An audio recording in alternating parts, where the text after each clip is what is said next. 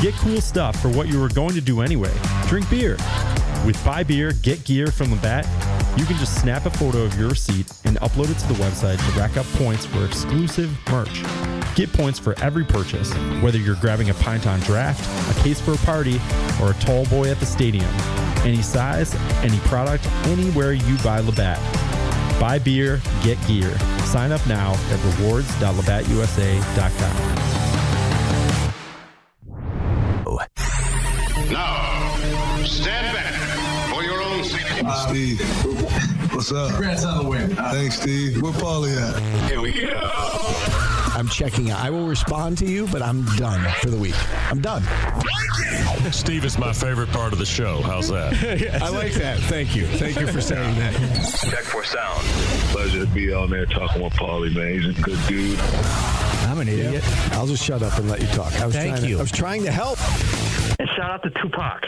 3, 2, 1, and This is Orange Nation. Well, hello, Paulie and Steve. With Stephen Fonte and Paulie Sibilia. Check it out.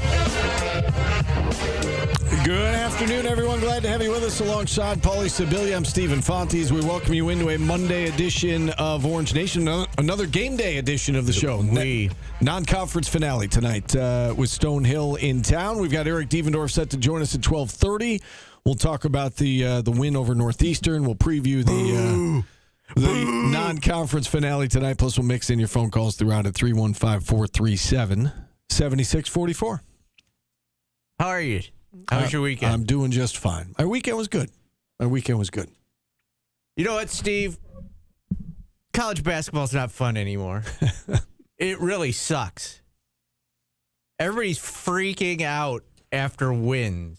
Like, you're getting fire red after wins. And I'm not saying the season's going to... This is a tournament team and everything's rosy, but come on. Just let it play out. Everybody's freaking about the net rankings, and you and I were going through them before the show. They don't make any sense right now. How is Notre Dame and Wake Forest ahead of Syracuse in the net rankings? Because Wake Forest beat Campbell by 70? That's the only differential between them. Syracuse has a quad one win. They don't, because Wake Forest was within 1 point of Michigan at Michigan, and Syracuse was at a neutral site against Houston, so they should have lost to Houston at home so that they could have a better net ranking. Shut up. Enjoy the games. The Notre Dame resume makes less sense. Notre Dame has one quad one win, just like Syracuse does. Their quad one is against TCU. SU's is against Tennessee, and Notre Dame lost yesterday to Fort Wayne at home. That's a quad 4 loss. Yeah. Again, Hofstra right now is a quad 3 loss, but if Hofstra's 86th right now, they could move into quad 2 very easily. So, yeah, I'm with you. It doesn't make a whole lot of sense at the moment. And maybe it's a good thing that the non-conference is coming to an end because we've seen that Syracuse right now has just been unable of late. I mean, they did it early on, but ever since that Vegas trip and playing Tennessee, they have not been able to blow anybody out. And, is it a coincidence that the second half in each of the last 3 games hasn't been great? Or, are they playing a little tight? Maybe it's a good thing that the non-conference is coming to an end. They can just worry about winning the games as opposed to winning it by, 20 plus. Because right now it's not happening. Yeah, I don't get it. Just enjoy the games. Like, if you come out of a 10 or an 11-point win, that used to be fine. You just got to get better. And now it's booing and get the heck out of here. They're college kids still, even if they're getting paid. I am scared this team thinks they can flip a switch. That's my biggest concern right now, is that's the problem. And you can't do that. You can't play like this against Clemson, right? Because you're going to get boat raced. Yeah. But you're winning on your athleticism and talent alone right now. And their free throw shooting on Saturday. Yeah. They won on their free throw shooting. I didn't think I would say that all season long. The free throw shooting was better. And, Nathan George played better. They still don't have Donnie back, although we got, collectively we got an update on that on Saturday that, it sounds like he's playing in the Clemson game, which I think is what we kind of anticipated all along, but we hadn't gotten, official word that he was going to be back for Clemson. And so it'll be good to see what this team looks like fully whole. Tonight is another one of these that they should have no trouble with. Stonehill is not as good as Hofstra or Northeastern, and, this should be, an easy win. But we thought that against Mercyhurst, and then they got outscored in the second half by Mercyhurst. Northeastern has played one quad one team, Steve. You know who it was? I don't. Wake Forest. You know how much they lost by? 13. Okay. It doesn't make any sense. Yeah. But I think everything will be okay. I could be wrong. Now, I'm not making this prediction that this is a tournament team and everything's going to be all right. This might be how they play and they don't win another game this year. That could happen. But I tend to think this team will play like it did against Tennessee, which is a bad sign against Clemson. You got to play like that every game. Well, yes, you do. And the point was raised to us prior to the show. It's a valid point. More than 80% of SU's quad 1 and quad 2 opportunities have yet to be played. So it goes back to the opportunities are there. At the end of the day, are they going to be left out of the tournament because they only beat Northeastern by 8? Or is it going to be because they didn't win enough games? If they get left out of the tournament, it's going to be because they didn't get enough done in the conference schedule. Just like last year, and last year they weren't even in a position to potentially make the tournament. This year it could go either way. Right now they got to get they got to get it done in conference play. Quad 1 win, right? They got to get it done in conference play. They got a lot of opportunities. They got to get it done in conference play. Yeah. And Wake got boat raced by Vanderbilt. Notre Dame lost to who was that? Fort Wayne, the Mastodons of Fort Wayne. The very, very tough team to beat, especially at home. Let's go to Ryan, who was in Virginia. I almost said West Virginia. No, he's in Virginia. Ryan, what's up? Steve, Paulie, I think that's the second time you've done that. West Virginia and Virginia are very different. Very different states. Yeah. I mean, come on, Paulie. I'll forgive you for that. I have a disagreement with you, Paulie, and I know you and I typically agree about Syracuse basketball. But before I get to that, how about those Pittsburgh Steelers, Paulie? You guys going to be hosting the playoff game? Huh? That would be nice. Thank you to Tim Leonard's and Jordan's Patriots last night also. Things are looking good for my Steelers. If they beat the Browns, they win the division and they get a home game, right? Correct. Okay, well, I'm happy about that. Hopefully they don't get net ranking points for games against the Browns, right, Steve? Because your team only won by 3. Yeah. And if there were net rankings, the fans would want everybody fired and bench Josh Allen. You still got me? Yeah, what do you got for basketball? I just remember before basketball, the Paulie Awards. To be honest, I've been missing the show recently. Are they happening this year? Yes, we'll do them Friday of next week. Friday is the only day we're doing a show next week because I got a bunch of vacation days to burn. So Friday of next week, we'll do the Paulies. Okay, that's okay. I'm gonna have to circle that. Make sure to tune in that day. Okay, regarding Syracuse basketball, what are they ranked in the nation in 3-point shooting and free throw shooting? Right now, well, I can look that up for you while you continue on with your point. They were dead last in free throw shooting. I'm sure they went up after what we saw on Saturday, but I can't imagine it significantly. So let me work on that while you're making your point. Well, I guess I'll keep it short here. It's tough to enjoy the games, as Paulie just said, as we need to do, when what we see does not indicate much growth. And I'm talking big picture here. I'm not talking about December. I'm not talking about November. I'm talking about what we have seen with this team. And when you watch them try to run a half-court offense, it's tough to watch. When you watch a guy shoot a free throw and he's right-handed and his right hand is starting to the left side of his left leg, it's tough to watch. I hope this team gets it together. I like Coach Autry.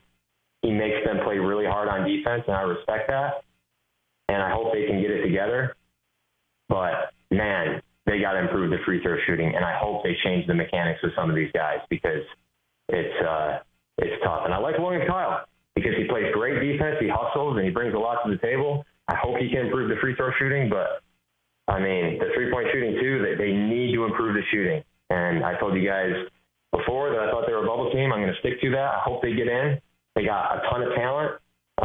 What's the latest with Donnie Freeman? Again, I've been missing the show recently. He's going to play. We've been told he's going to play against Clemson.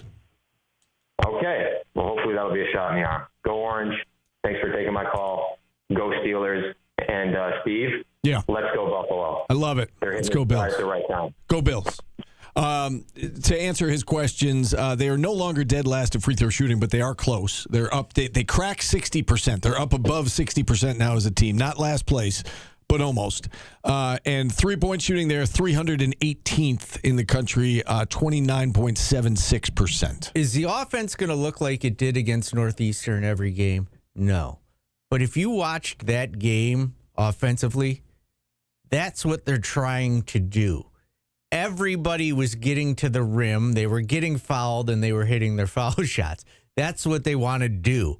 I don't know that if they're capable of doing it against better defensive teams, but we've also seen them now play against, the worst defensive teams and the best defensive teams, and that's what you need. And you need Nathan George to get to the rim, too, and he was. I think that, yes, they got to the basket, they got fouled. I also think that was part of Northeastern's game plan, if we're being honest. That not to put them on the line that much, but I think it was if you get beat or like when in doubt, put them on the line. Yeah, they were definitely doing that with William Kyle. Yes, and it worked to some degree. Not early on. Kyle, started strong from the line. He ended up finishing at 50%. But I think that, maybe outside of Nathan George, I think you're going to see that moving forward. I mean, JJ was 2 for 2 at the line, but we know he hasn't been great, obviously, this year. William Kyle, 6 for 12. Nate Kings went 1 for 2. Cayenne was better. Cayenne was 8 for 12. But again, I think in part it was when in doubt with Cayenne, foul him. And he got to the line 12 times. He made 8 of them. But if that's, But he was also getting his shot up, Yeah, I'm not taking anything away from the offense. I'm saying that you said they got to the line, which they did. They shot 48 free throws. But I think part of it was Northeastern's game plan was when in doubt with a couple of these guys, if you get send burned, them to the line. do it. So they're getting burned. Yeah, right. Send them to the line. And they did send them to the line. And for the most part, the free throw shooting was better. They were above 70%, which you can live with. You can certainly live with 34 points at the line. Yeah, but it's going to continue to be a problem until it's not, right? Because it's so bad at the moment that teams are using it against Syracuse, and they got away with it on Saturday because they made 70. They outshot their percentage by 15%. Well, and everybody's on Nathan George. He needs the ball in his hand now because he's the one guy that can make free throws. Right. So he's got to be on the floor. Yeah, he's got to be better with the ball, and he played well on Saturday. He still does some things that leave you scratching your head, but he definitely played better on Saturday. L.A. Orange says, everybody's checked out on Red except for Paul and Christmas Rat.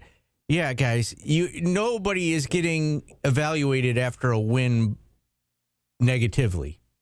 Well, I'd hate to say that. You're not getting a coach fired by how ugly his wins are.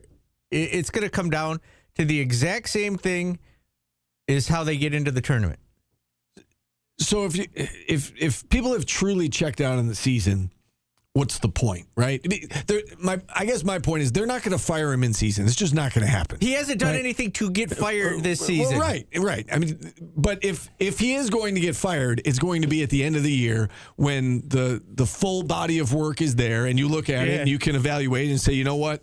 They weren't good enough this year. They didn't make the tournament. He's done. They're not going to fire him on January 1st after, if they lose to Clemson, they're not going to say, you know what, this is pointless. So what are our choices right now? To throw up our hands and start talking about lacrosse? Or, it's just, I don't know. If you've checked out, then check out. Don't listen to the show. We're talking basketball because it's basketball season. Tell them to it's kick rocks. And this isn't directed at any one person. I'm just saying, of course, we're going to continue to talk about the games and the team and the coaches, and that's what we do. And they're not going to get rid of him in season. So he's got the rest of the year to show what he can do. and he's going to get Donnie Freeman back, and the excuses are going to be off the table. I mean, we said that going into this year. The talent is there. You know, they were healthy going into the year. The schedule was exactly the way they wanted it. It's all there. So no excuses. Go out and make the tournament. And so they're, you know, again, as we said to start the show, more than 80% of their quad 1 and quad 2 opportunities are still on the table. They have not played those games yet. So after those games are played, if they don't have enough wins, we all know what's going to happen. Yes. If they had won the past 3 games by 2, he's not getting fired for winning games. Right. Correct. They may have been ugly, but just enjoy the games. Yeah, I don't. You're looking at the net ranking and going, oh, they dropped in the net ranking, fire him after he won a game. At the beginning of the season, we always go through the schedule one by one, and we try to predict wins and losses, right? And it's very difficult to do, okay? And we always say, okay, they'll probably win this one, probably lose this one, probably win this one. And then what do we say at the end? There's probably a game or two that they'll win that they shouldn't, and there's probably a game or two that they'll lose that they shouldn't. And what have we seen through the non-conference? Assuming they beat Stonehill tonight, they're going to beat Stonehill tonight. They're going to be 9-4. And going into the year, you looked at it, and 9-4, I mean, they had 4 really tough games, right? And they won one that, you know, was a toss-up. They beat Tennessee, and they gave one back against Hofstra. And do you wish they didn't give one back against Hofstra? Of course. But that is like their resume right now. We had Jim Root on last week, right? College basketball analyst. And he just said it's kind of like meh. Like their resume is meh. And it is. It's meh. They've got a quad 1. It was great. And they've got a bad loss. And everything else has just kind of gone according to plan. They've had some missed opportunities like Houston. They escaped against Monmouth. You know, it's just kind of meh. They're 90-something in the net. And now you go into conference play and, you know, you got to make up some ground. But it is what it is. LA Orange says the games aren't enjoyable to watch. That's a you problem. And I think that's the net rankings effect on people. And yeah, I don't like the coach. No matter what Red Kid does, you're not going to enjoy the game. But that's on you. If they go out and beat Clemson, they're not met anymore. Correct. Their resume is good. Right. You know, so just enjoy the games. If you don't like the coach and you don't like that makes you not like the team, don't watch it. Yeah, I mean, again, you could check out or not check out. I mean, that's up to each individual person. But the fact remains, Red's going to be a coach the rest of the way. They've got a bunch of opportunities, especially in the month of February. And if they don't win enough games, we know what's going to happen. Right? And if they do win enough games, then you should be happy because that means they're in the tournament and, you know, you've got your first tournament appearance in 5 years. The Dome is a morgue. Folks have checked out. It's not a me problem. Yeah, I've said this before. If they start winning games like they beat Tennessee, the fans will be there. The fans will be there. You'll all come back. You'll all love them if they make the tournament. If that UNC game means something come that time, you'll all be here for it. Let's go to the phone lines. Jeff in Baldwinsville kicking us off. Actually, he's not kicking us off. Ryan kicked us off. But, Jeff, what do you got for us today? I was just thinking about the return of Donnie Freeman and how much that could change this team. I mean, he's not like an average player. He's 6'10", 5-star. He was the best player on the team and the best free throw shooter. And, you know, things could really change if he comes back 100%. Yeah, I mean, that's a good point. Not a lot of people have been talking. I mean, we keep talking about when is he going to come back, but what does he add to this team? What does he do for this team? And you're right. When you get your best player back, that should help. Yes. So he dropped the mic on you, Steve. I went like I was trying to cue you to bring him down. That was this. Usually people, we like to have conversations with them. Okay. He did not want to conversate. Yeah, and listen, if we bring up the fact that, well, Donnie Freeman hasn't been there, he's their best player, then, you know, we're homers and state-run media and making excuses. But it is a fact. Their best player has not played the last 8 games, beginning with the most important stretch in the Las Vegas trip. So, yes, I'm interested to see what Donnie Freeman, adds to this team. And, I think Sadiq White is in a better position now because Donnie's been out. He's got all this extra time and extra experience. I think he will be better. I think Cayenne settled in quicker, perhaps, when JJ was out and got the extra time and made the most of that extra time. So you never like to see anybody get hurt, but assuming he comes back and he's fully healthy, this team could potentially hit the ground running in ACC play, because once you get past Clemson, there's a lot of these toss-up games, a lot of winnable games over the course of the month of January. Hoops Fit Rules says if Freeman is dunking in warm-ups and running off the court, why isn't he playing? Because could you imagine him getting hurt again? Against Stonehill? Yeah, get the hell out of here. Stupid question. So that's up to the doctors. That's up to him. That's but I think the positive thing here is that he's coming back, and it sounds like he's 100% or very close to it, and that is a very good thing. Whether if he comes back, and I know we all want him to shake off the rust, but if he comes back against Stonehill, now they're gonna sit for the next 9 days anyway. So, yeah. I mean that's a coach's decision. That's between Red and Freeman and the doctors, and you got to believe that they're doing right by the young man and his health and his future. So, whether he played tonight and shook off the rust, quote unquote, does it really matter 9 days from now or whatever when they play Clemson? Let's go to the phone lines. Let's get one more in this segment. Right. Mark in New York City is up next. Breaking the rules. I like it. Mark, what do you got? Hey, guys. Sorry to, bring this type of conversation up, but just, if in the event, we're not playing meaningful games in March and we have to, look for a new coach, I'm just curious, how do you guys feel that how Syracuse is perceived amongst, non-Syracuse biased people? In terms of, we obviously never had to go through a national coach search. And do you think, another Power 4 basketball head coach would leave their school for Syracuse, or do they not view Syracuse as how we feel Syracuse is? No, Syracuse is. I think the fan base looks more negatively on it than the national. People outside of it, Syracuse. If Syracuse was as bad as everybody acts like it is right now, they wouldn't have been invited to that Players Era tournament. So just to kind of compare it, Kevin Willard was at Maryland. I almost feel like Syracuse is maybe a comparable level to Maryland. And Kevin Willard left Maryland to Villanova. Do you see someone looking up to Syracuse like it's a step up from a school like a Maryland or another Power 4 school? It's interesting if we're going to look to hire out of the family. I'm just curious if would any Power 4 head coach leave their school for Syracuse? Yes, apparently Rick Pitino would leave anywhere to come coach here. Mark, didn't you know that? Of course. Yes. I mean, it's an interesting question. There's a pecking order, certainly. Syracuse is not in that top tier. They're not in the bottom tier. They're somewhere in the middle. I think they're in the upper middle. Okay.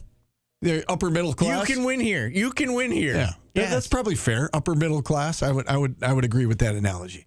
We're behind now because I went to Mark. I should have taken a timeout. So let's take a timeout here. We'll keep the conversation going. We've got Eric Devendorf set to join us here in about 10 minutes.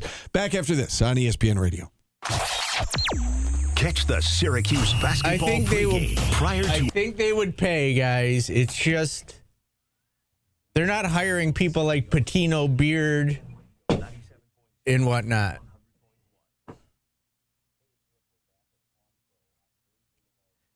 LA Orange, stop.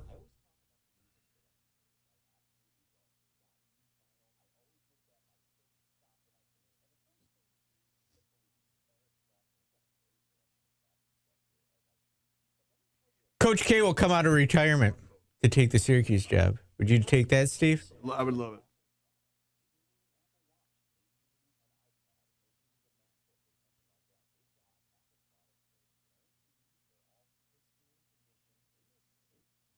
I don't know if they're upper middle class in football. They are in basketball.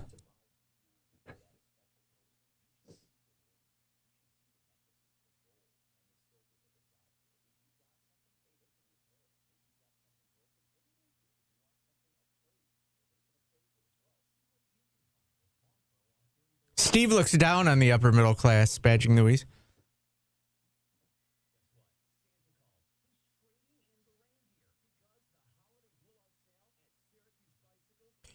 I see. It's funny. Jay Wright, I think, if he wanted to come out of retirement, he's somebody they could probably get.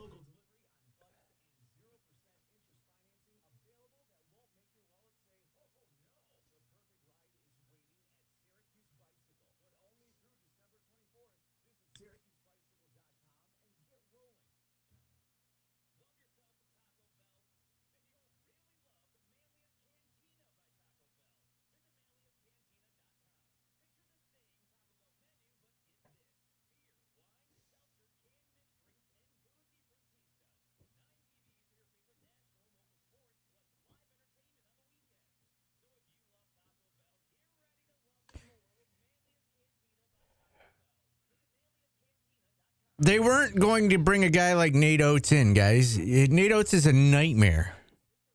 Yeah, he wins games, but like, guys, do you get that point that I'm trying to tell you guys?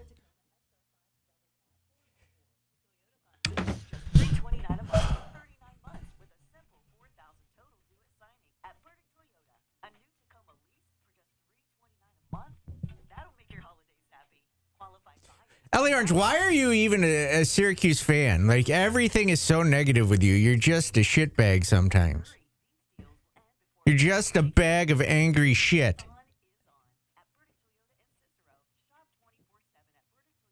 Why is Nate Oates? Look at his team. Look at what he allows to happen on his team.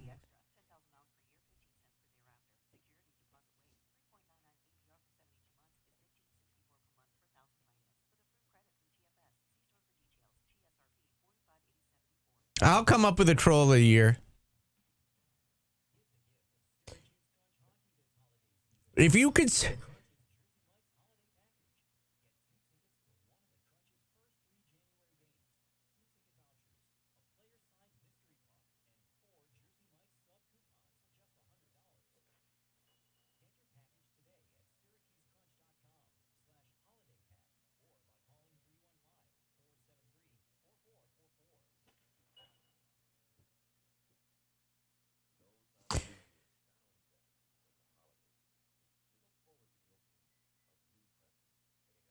If Syracuse was a top 10 job 8 years ago, every coach in America knows that you can get there.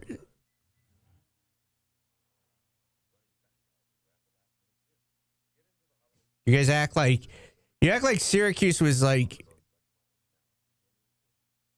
how did Louisville get a job? Like, how did Louisville hire somebody after what they were?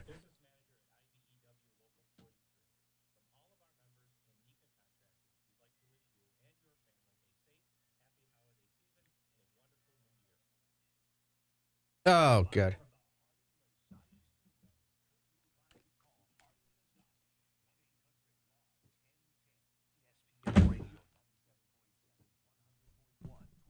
We'll take a quick break.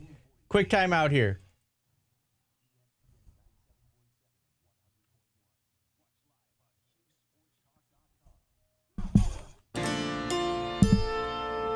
Steve, it's a special day in Orange Nation, the Monday before the Christmas holiday in America, not in Canada. For those that you don't know, Christmas in Canada is on a different day. Or do they even celebrate it up there? Emmett Otter's soundtrack is played. This is Our World by the Emmett Otter Jug Band. This is Mom and Emmett. We'll take a quick time out. When we come back, Eric Devendorf will join us. Steve? Looking forward to it. Nobody can be angry listening to Emmett Otter. Oh, I can. I can. It's a horrible movie. Dad dies. They lose in every competition. There's a hole in the washtub. It's brutal. It's a brutal movie. It's a good life lesson, though. Your dad dies. You can't afford anything. There's a hole in your washtub. You still could lose the old talent contest, and you end up with nothing. But they have love. What a touching moment. They have love. They all got jobs at the end. That's the basic story. Just get a job. All right. Eric Devendorf joins us next on ESPN Radio.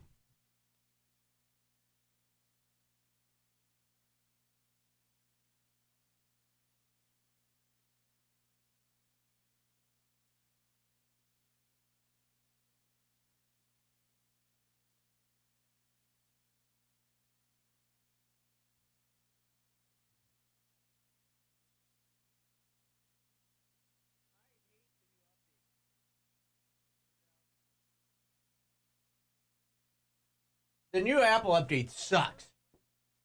Can't find the share contact button.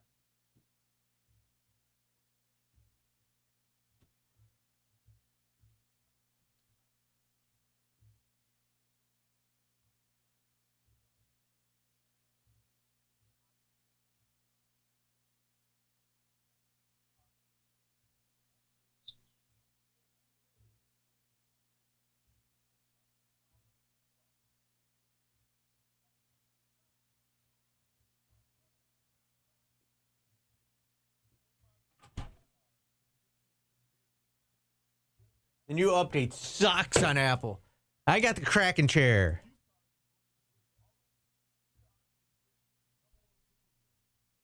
Should I get the voice guy to voice the Paulies? He's not even. Voice the Paulies. Sure, if you want to put that much production value, sure. Should I notify? Does he get paid like extra? Like when he voices stuff, like does he get paid per thing that he voices? No. Or are you just like? No, we have a contract. Then do it. You don't have to pay extra.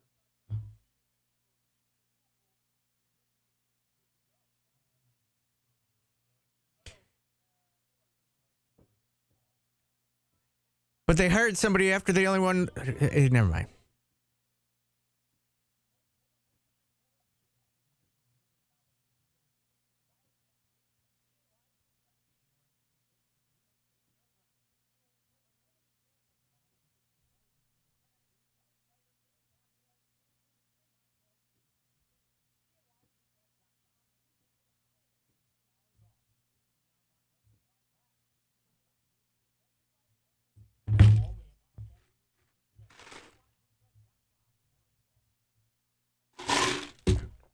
Can I tell you, if people say the atmosphere at the Dome sucks, that's on the fans.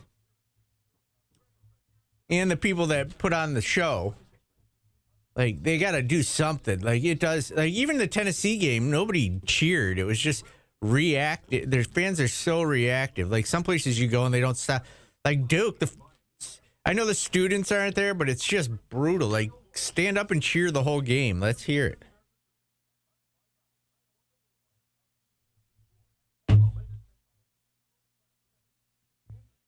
It's not the fan base is beaten to death. It's been like that. Like, it's so weird.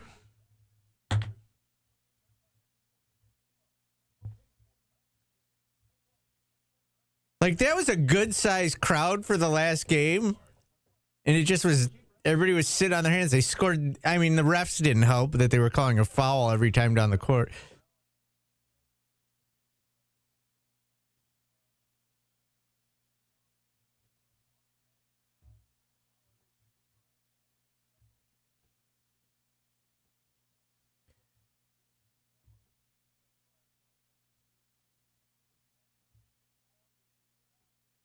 I thought the crowd size was decent. Like the backcourt pregame when we do our show, there was more people than usual.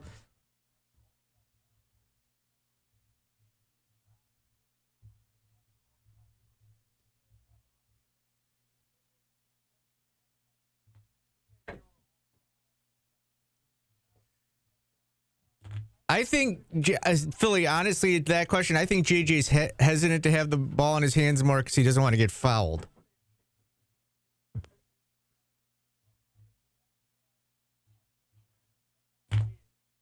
You've clearly never been to a game anywhere but the Dome, then.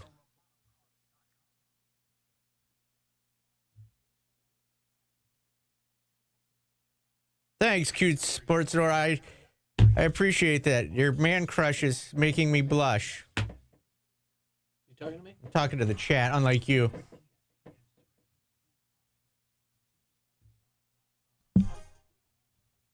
Head full of good thoughts, belly full of grub, money in your pocket when there ain't no hole in the wash tub. That sure is your basic keeping warm. Hole in the wash tub, Steve. Emmett Otter's Jug Band Christmas, a Orange Nation tradition. When there ain't no hole in the wash tub. Let him cook. Cooking otters? All right, let's go to our guest line. Bring on our. What are the odds Eric Evendorf has seen Emmett Otter? I would put it at 2%. He's younger than us, so I would say probably not. Eric, have you ever seen Emmett Otter's Jug Band Christmas? I haven't. You gotta see it. Well, we strongly recommend if it. you want to cry, watch it. It tugs at the heartstrings. It's a great show. It's a holiday tradition here on Orange Nation. In any event, let's talk some Cuse basketball here. And before we look ahead and talk about tonight, let's look back on Saturday. It almost felt like an instant replay of Mercyhurst in some ways, in that Syracuse has a lead. It's a comfortable lead. You never really felt like they were going to lose the game, but they never quite delivered the knockout punch either, and they end up winning, but maybe not as dominant as fans were hoping for. What do you make of what you saw on Saturday, and maybe what you make of what you've seen these last 3-4 games now? Yeah, well, I mean, I guess in all these last 3-4 games, they had opportunities to throw a knockout punch, so to speak, right? Last Saturday against Northeastern, they were up 10, 12, 15. They just got to be able to throw that knockout punch and get 20, 25 and really put them away. They haven't been able to do that, these last 3-4 games, and obviously against Hofstra with the loss. But I think, Northeastern, they did a great job of, penetrating, getting to the paint every single time. It seemed like those guys were getting 2 feet in the paint, pretty consistent. And in the second half, they were able to get in there and then kick out and make threes, and that's really why they're able to get back into the game. And they obviously got to the free throw line as well. But you know what? I don't want to be too negative on Syracuse. They got a lot of stuff to work on. I think offensively, it was good to see Nate George get back on track. He's a guy that we've really been waiting on, 22, 6, and 6. If he can play, up, you don't have to get 22 points every single game, but if he can stay within the, 14, 15-point range, 6, 7 assists, 4 or 5 rebounds, I mean, this Syracuse basketball team would be totally different. And then Cayenne, I thought he played outstanding coming off the bench and just being a microwave off the bench, going in, attacking, looking to score, and they hit their free throws, So I'm trying to look at the positives. They just have to have more consistency, with offense and defense. Early on, I think defensively we were like, man, these guys are really good.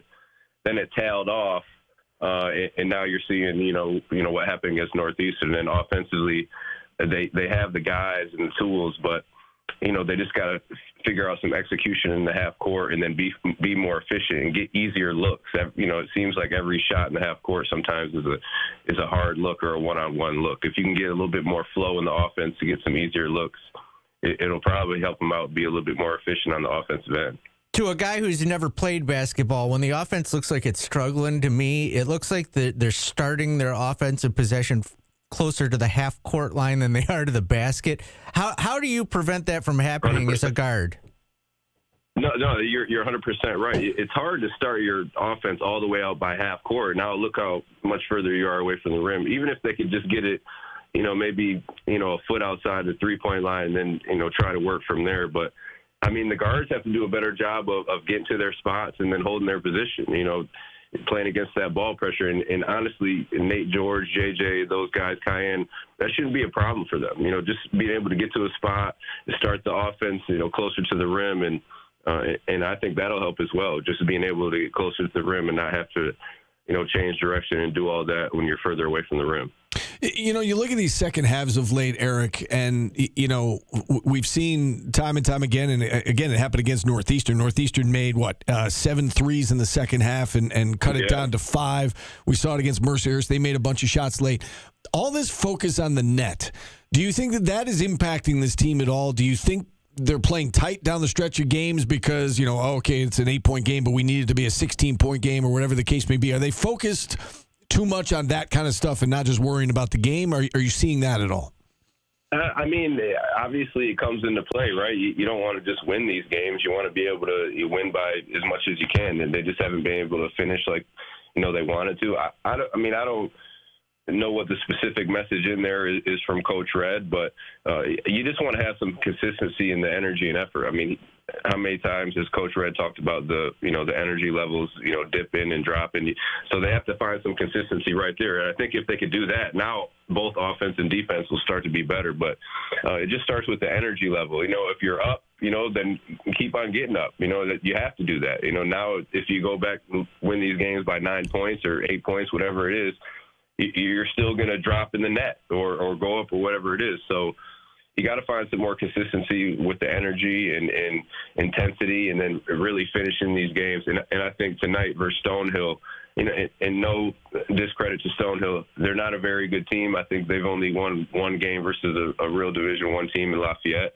But Syracuse should go out here and try to dominate on both ends of the floor, and non-conference play on a high note, and then go in with some confidence, riding high against Clemson, who's going to come in and they're tough. Coach Barnell he's going to have his guys ready, and they're going to come out and play hard. So Syracuse has to be able to match that and some more. How hard is it, Eric, to get up for a game like this? You know, you're a different animal, I know, but you know, is it hard for players to get up for games like this? And are you worried maybe this team thinks it can flip a switch? You can't play like that. You can't play like, oh, okay, we got to flip the switch now. We can play, bad against Stonehill, and then hopefully we play good against Clemson. It doesn't work that way. You're trying to build good habits. You're trying to progress and improve each game, and you got to have some positive things come out of it. You can't just keep going up and down and do.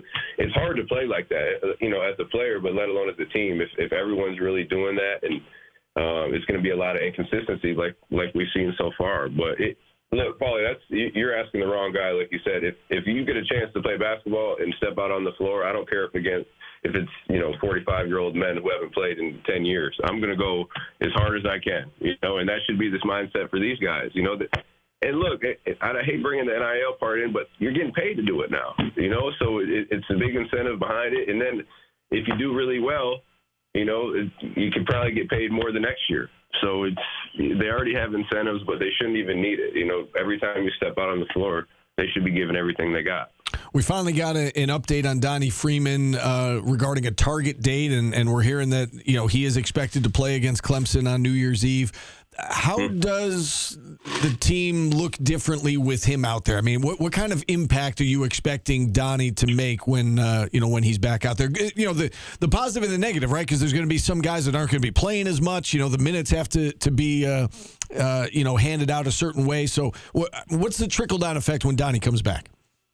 Well, they're a much better team. I mean, that's almost 19 points a game and 8 rebounds, something like that. And then, obviously they haven't had much front court scoring. I know Kyle's been doing a good job of being efficient around the rim, but he's not the guy who you could throw it to every single time in half court and tell him, go get a bucket. Donnie's the guy who could do that. So you get your front court guy back, arguably your best player back, and it's going to help him with everything. I think I was listening to Red talk in the presser. It helps them with their floor spacing, their versatility on both ends of the floor. And honestly, I think if Donnie locks in defensively, he can be a really good defender because he moves well. He can block shots. He's not overly athletic, but he's athletic.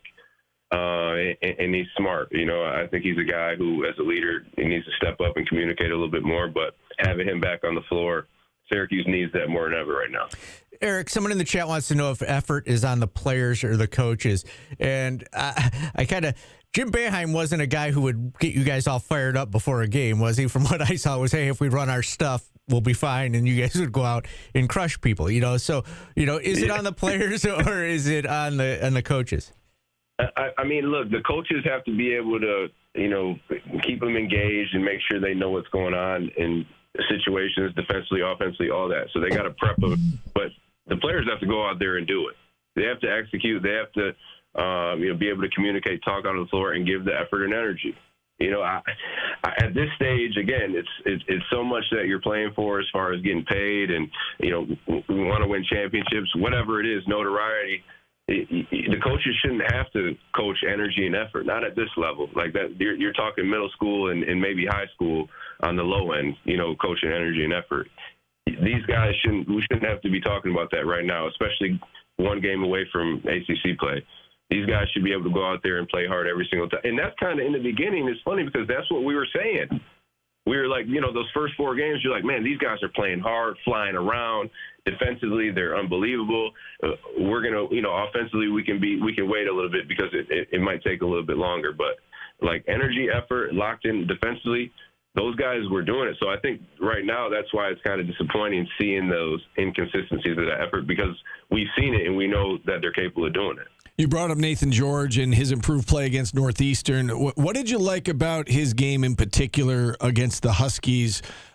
Because, again, it's been up and down for him, right? And it's not just scoring the basketball. They don't expect him to score 22 points a game. But what did you like most, I guess, about that performance against Northeastern? It wasn't hesitant. It wasn't like thinking about it, just being aggressive. And just look to score. If you look to score, it'll open up his overall game. His passing ability is going to be better when he's a threat, attacking the basket. And he's the best free throw shooter on the team. So he has to be able to do that. Be a threat, attacking the basket, and then everything will open up. And I think he did that it looked like every single possession. I don't know how many times he got to the free throw line, but it was almost double digits, if I'm not mistaken. But 12 for 14 from the line. Yeah, 12 or 14. But every single time he was either was coming off a pick and roll or a late closeout, and he was just attacking it, and that opened up everything for him. And I think it made him a lot more confident, because he was getting to the line so much and knocking those down. So he was just in his flow a little bit more. But he just has to be aggressive and stop overthinking, because he's a good player. We saw it last year at Georgia Tech. He was really, really good, and he's capable of going out there and having big-time games. I want to ask you a personal question, Eric. We all complain about the offense, and it looks stagnant and whatnot to us. Would you want to play in this kind of offense? I mean, for me, it's a lot of one-on-one pick and roll, so I'd be all right. I'm going to be able to get by my man. And I think even when we were playing for Coach Boeheim, he kept it simple, but he just had guys who could break down their man, and then it was just about making a decision. We always had guys who could really do that at a high level. Johnny Flynn, I was pretty good at it. Andy Routens, you name it, as far as the guards go. So these guys have to be able to, if they're in that situation where they're playing like that, you got to be able to get by and then make a good decision. But when you don't got guys who are, doing that at a high level, you want to try to create some advantage where they're coming off a down screen or a pick or whatever it is, drive and kick, so they're getting easier looks. It's hard to sustain a whole year, shooting hard shots in half court. Eric, at the beginning of this interview, you said that there's room for improvement. There's a lot to work on, and there is. Tonight they take on a Stonehill team, and this is no disrespect to Stonehill, but, ranked 359 in Ken Pom. This team is not as good as Northeastern. This team is not as good as Monmouth or Hofstra. With that being said, what are you looking for out of this game tonight from a Syracuse perspective? What do you want to see them, address or work on heading into conference play? Just dominate. Honestly, both ends of the floor, ball pressure, overwhelm them, Stonehill. Get turnovers, get out in transition when when you're playing in the half court, drive it down their throat, every single time. Get it in the paint. William Kyle, flash in the middle, turn, go up high and dunk on them every single time. That's what they should be able to do that every single time. Make them super uncomfortable defensively, turn the ball over, get out and play, and then in the half court, just drive the ball every single time, and then you'll have opportunities because they're packing it in so much to be able to kick out and have open looks. Hopefully Nate Kings, Cayenne, whoever it is, can knock some down. But just be super aggressive and don't even think that let them think that they have a chance. I think that's what they did with the St. Joe's and Hofstra, obviously, and Mercyhurst and Northeastern. These guys believe that they could play. You can't even let them believe that, and you got to set the tone right from the get. Last one from me. We talk so much about the NCAA tournament. Is this a tournament team? Where are you right now with that question? Is it 50-50? Is it, you need to see more? Where do you sit right now with whether or not this is a tournament team or has the potential, to be a tournament team? Well, yeah, it is. It is 50-50 right now. I obviously want to see conference play, but, are they going to, play like they were in the beginning? 4 games. I know it was against, teams that weren't as competitive, but even, the run in Vegas, they were there, besides Iowa State. So if they play like that, I said, yeah, they have a chance to. Those first whatever games in ACC play, that's a favorable schedule. They can win all those games if they play how they're capable of playing. So if they do that, I say yes. But if they've been playing how, these last 3-4 games, it'll be tough. It's up in the air. Yeah, no doubt about it. All right, Eric, thanks so much for the insight. We love watching you on these broadcasts. You're doing a great job. Keep up the good work. Happy holidays and Merry Christmas if we don't talk to you before then, and I'm sure we'll chat again soon. Thanks, guys. Happy holidays. All right. Eric Devendorf joining us here on the program. We'll take a time out. We'll wrap up hour number 1. We'll check in on the market on the other side, and then we'll kick off hour number 2 right after that. We're back after this on ESPN Radio.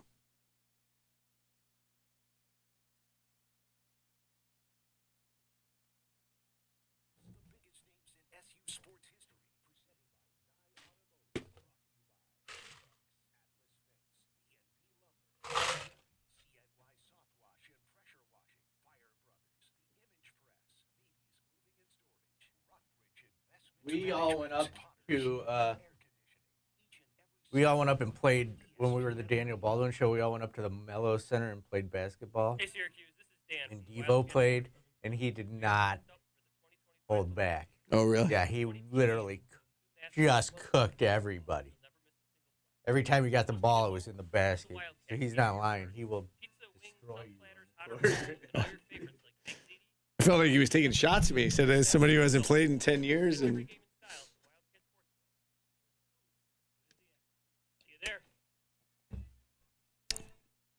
Toyotathon is on at Burdick Toyota in Cicero, where you can test drive, then lease a new wish list worthy 26 Toyota Corolla LE.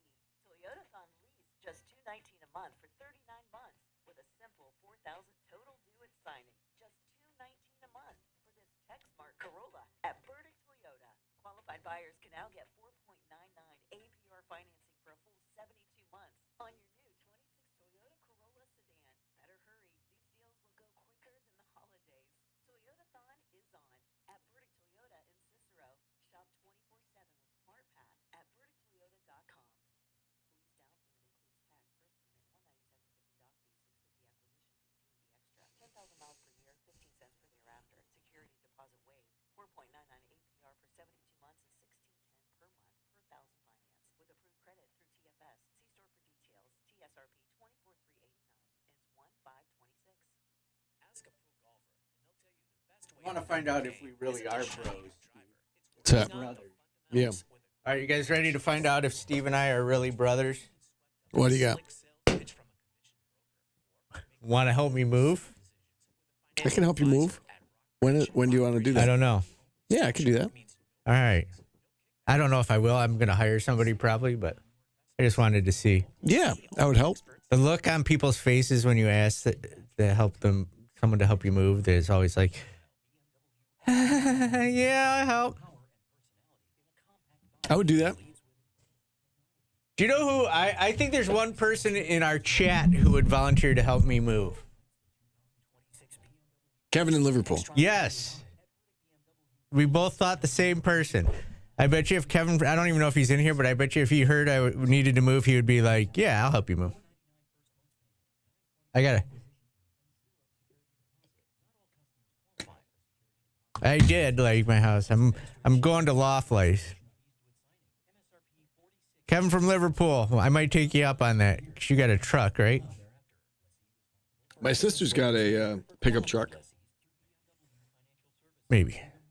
I'll probably just rent a U-Haul. If you need help, let me know. Yeah. I'd be happy to do it.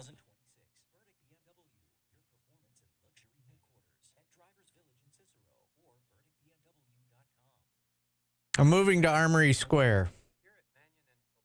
So you guys can come find me. I'm moving to a new trailer, yes. You can never be late for work if you move to Armory. Yeah.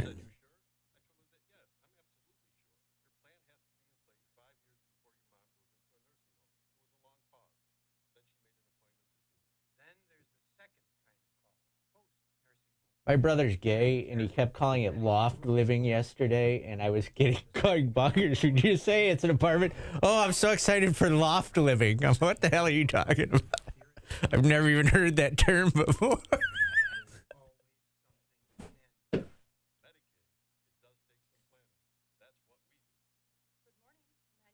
I don't drink, Lukey Lou.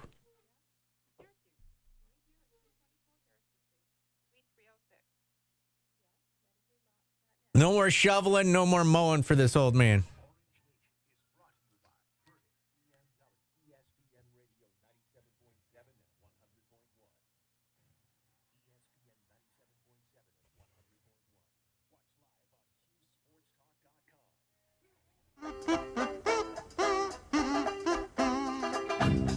I just found out Steve and I are brothers.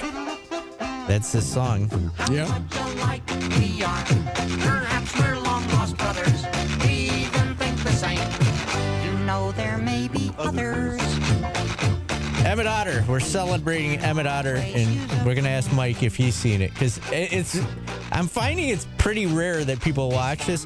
And this might go to our socio-economic class, Steve, too. Because this came out late 70s, early 80s, and it was on HBO. It was on HBO. And back then, that's right. That was bougie to have HBO. Mike from Lee Baldwin and Company. Mike, have you ever seen Emmett Otter's Jug Band Christmas? I'm proud to say no, guys. Oh, no, that is not. That is the wrong. Well, I'll make a note to try and catch it this Christmas season. Can we ask you how old you are? I'm 60 years old, so Oh, I'm in the so- right age. But, I was around back then. Yeah, so. All right. You might be a little too old. Yeah. Maybe I'm a little too old. It could be. That could be like the sweet spot, Paulie. Well, we've got a good sweet spot in the market today, guys. The Dow was actually down last week for the first time in 4 weeks, but we're up about 305 points this morning, so a good start to the day. S&P and NASDAQ are also up about 1.5% each, so a good day in the market so far.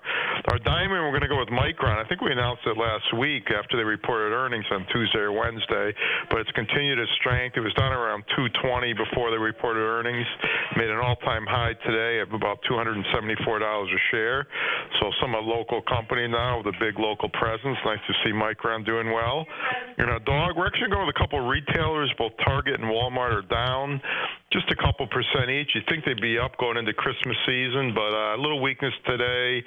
Sales so far have been just a little bit weaker than expected, but overall they're doing pretty well. So good day in the market so far, and let's hope we can continue to strengthen into the afternoon. All right, that's what we like to hear, Mike. Thanks for coming on.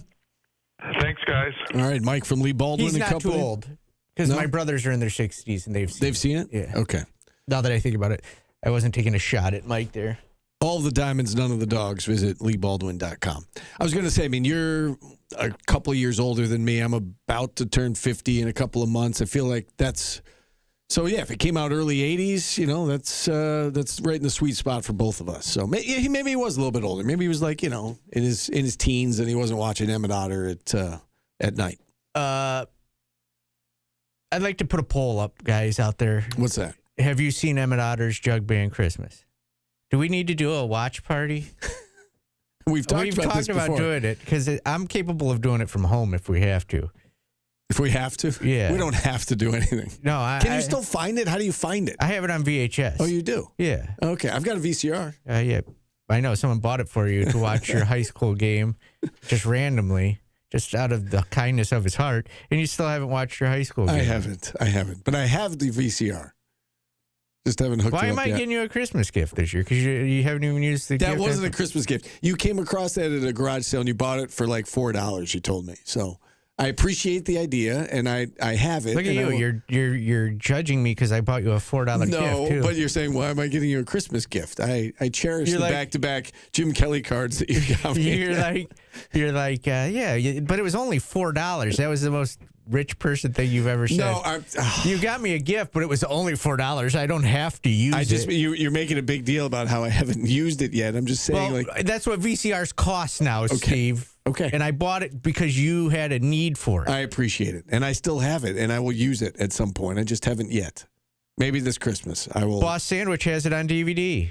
There you go. If I had bought you a DVD player, which now go for $14, would that been a better gift? No, because my high school tapes are on VHS. I knew you had a need, and I filled it. Thank you. And you have not. You know used what? It. This Christmas, I've got a few days off. You should sit your family down and make them watch that movie for Christmas and make it a tradition. Your game. Because we used to sit down and watch like, how old am I? Like, I remember in the late 70s, we would put a projector up and watch slides of our family. A projector? Yeah, a slide projector. Yeah. And we watch slides of our families, like That's our cool. cousins and everybody. Everybody laugh and tell stories. Yeah. Now I sit alone with my dog and eat ham. And watch Emmett Otter, apparently, and have a watch party.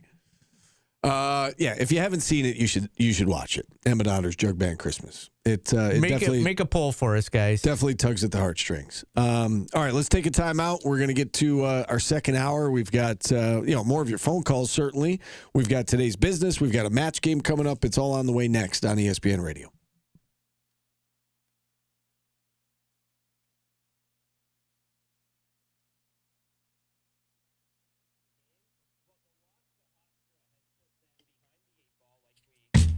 Behind the 8 ball. Why are the lofts in the city scary? Is it scary that I don't have to mow my lawn anymore? Hmm?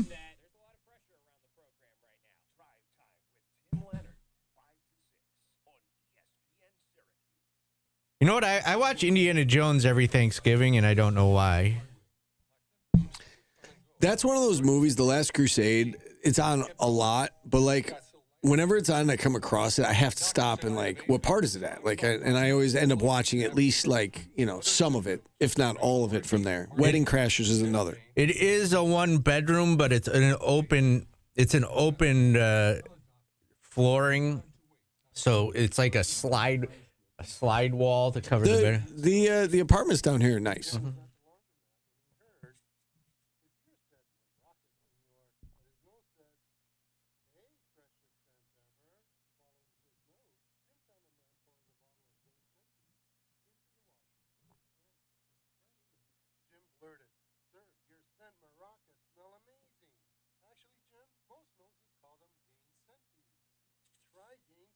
You watch Commando every year? That's a weird one. Guess what? I don't know why. I put Raiders of the Lost Ark on, and I decorate my tree on Thanksgiving after I get home from my family. That's the only thing I'm worried about. I'm not worried about the crime. I'm worried about just how loud it's going to be at night when the bars close. That won't make your wallet say, oh, no. The perfect ride is waiting at Syracuse Bicycle, but only through December 24th. Visit SyracuseBicycle.com. I told you my wife lived in Armory before we got married. And Same building. Same building. And the noise at 2 a.m., she says, definitely a thing. That's why I have a sniper's rifle. Holiday Light Show. Tickets are only available in advance, so get yours at lightsontheLake.com. Tonight is brought to you by Iroquois Skilled Nursing Community, a state-of-the-art 160-bed skilled nursing facility that's been providing high-quality and compassionate care for local community members in central New York. The only thing, and the other worry I have is grocery shopping. Because then you got to lug groceries. Splash Car Wash, the official car wash of Lights on the Lake, is giving $10 in splash cash to every. Yeah, people are noisy outside my apartment. I don't even know if the window's open in my apartment. Lights on the Lake, presented by Upstate Honda Dealers and by Upstate Golisano Children's Hospital. Also brought to you by. Yes, that is worth buying, Kevin. I have to go do that for my brother. My brother and I bought. It's the Happy Honda Days at Great Lakes Honda City, your #1 Honda dealer in Central New York. I do Wegmans when I order. I did it yesterday. I had my groceries delivered to my house because I didn't want to leave in the cold. Civics and more, all with incredible savings, low financing, and deals too good to wait. Oh, I'll still go to Nichols for my meat. I always did that. 50 to 44%, Steve. Central New York trusts most. It's quick, easy, and hassle-free at Great Lakes Honda City. Visit us in Liverpool or at GreatLakesHondaCity.com. Hey, it's Rick. We're back at. In Indy and I'll still go walk the Parkway. She can walk 5 miles, Steve. She can, and not even be tired. It's very like, energetic. Yeah, she's Jack Russell. She can go all day. She's in great shape. I will be at the game tonight. Are you downtown, CJC? I'm living above a restaurant and a bar.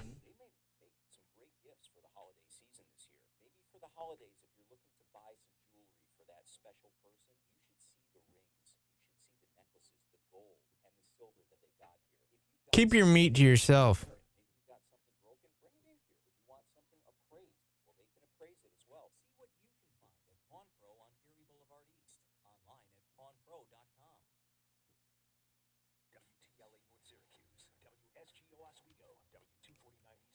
We're not birds, we're a jug band. Watch your favorite ESPN Syracuse sports talk shows on QSportsTalk.com.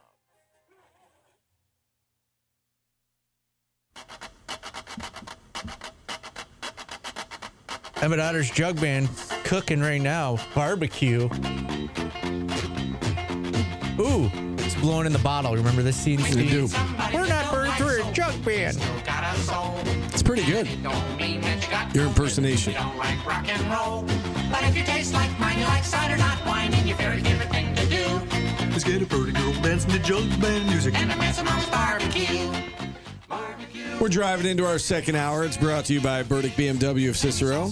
You can literally let him cook on this one. Well, you maybe Paulie the Wolf at your door. But money isn't ever fun. You know who did Andy Williams did the soundtrack to this? Is that right? Yes. Little nugget there for you. We've got today's business coming up. We've got the match game coming up a little bit later on. Phone lines are certainly open if you want to check in. Listen, you look at SU's resume right now. They're in the 90s, low 90s. What were you going to say? I was going to hit something else, Steve. Oh, okay. I'm bored with just discussing wins like they were losses and nets and crybabies. I just wanted to make a point, and then we can move on to other things.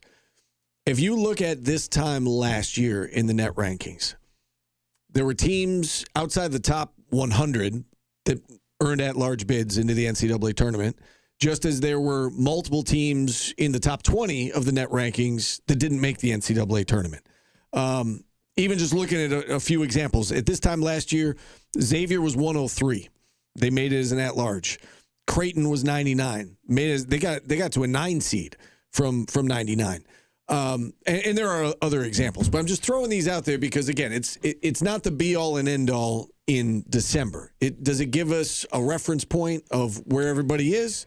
It does. And if they play like they did in Vegas for 2.5 halves, Steve, as you would say. Yeah, played a few good halves. Or 5 halves. 5 halves. I wouldn't say they didn't play great for 5 halves, but they played enough. They're going to they win. Played well enough to. They're going to win games in the ACC at that level because you're not playing Kansas, Houston, and Iowa State. I had a text, by the way, ready to go last night. This is what I wanted to talk about. Okay, Steelers-Lions. On that last drive, I had the text ready to go that said it's really too bad because the Steelers played a great half. Yeah, see, that's a bro move. You would have just kicked me when I was down, and it would have been awesome. I was so ready for that. It was awesome. You are catching on. You would have just completely hit me right in the junk at a low point, and that's what you do as a bro. Yeah, but then and I was ready, first and goal on the 1, and they couldn't get it done. Your Steelers were very lucky. Why? Because the Lions push off when they were... Well, they were lucky that they didn't... I mean, it was first and goal from the 1. They could have done a lot of things there and scored a touchdown. They didn't... They committed two offensive pass interference penalties and lost which the game. were the right calls. Yes, but I'm saying they didn't have to do that. They could have won. Well, yes, Steve, they didn't have to... Like, any team doesn't have to miss baskets. I understand. You don't think that the Steelers were fortunate to win that game? First and goal on the 1. Okay, that's all I was saying. Why can't you just let me enjoy it? You can enjoy it.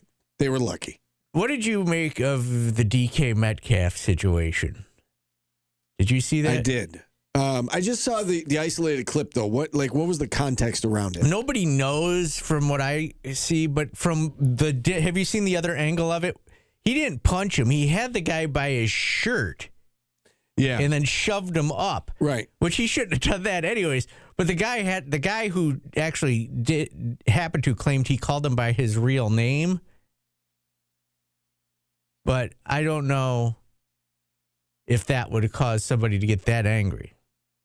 Yeah, I saw the clip circulating social media, but I didn't know, at what point in the game was that? Was it after the game? No, it was during the game. It was during the game. Okay.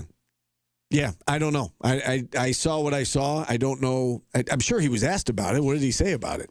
He did not talk to the media after the game. Oh, really? Mm-hmm. Okay then. Yeah, it was. Yeah, if you see it from the side angle, it wasn't a punch, but fan speaks out after altercation. Let's see if this sheds any light on it. But you can't be doing that in games or to any fan for any reason. But what the fan says sounds far-fetched that he just called him his name. Why is he doing that in the game? Like, how is he hearing him? Yeah. According to the fan, that's all this article says, is that the fan just says that he called him by his full name. And he knows that he doesn't like his full government name, and so he called him that, and he got upset. I don't know. Like, from the front angle, you can't see that he's got him by the jersey and then just pushes him up. Yeah. But, yeah, so I don't know. It was weird. Yeah. I'm curious to see what happens with the NFL, with the league. Do they? Yeah, that do they seems like suspend him? Do they fine him? It seems do they like do you both? could get suspended for a long time. Yeah. For that, right? Because that's a tough precedent to send. Yeah. To send. You're right. That, Yeah, I there mean, was but a you've got to physical altercation and nothing was done. You've got to look into what happened and what was said, but you need his side of it. Yeah, Certainly. you can't do that. I would assume he's out at least one game. Yeah. Yeah. And they need him. It's just stupid. Yeah, you're right. It looks like to this point, DK Metcalf has not addressed it. Yeah. It's a bad news. He could lose a season if they determine it was a punch. Yeah, I mean, I don't know. Based on what I saw, I don't know. I'd like to Have hear. you seen the side view yet?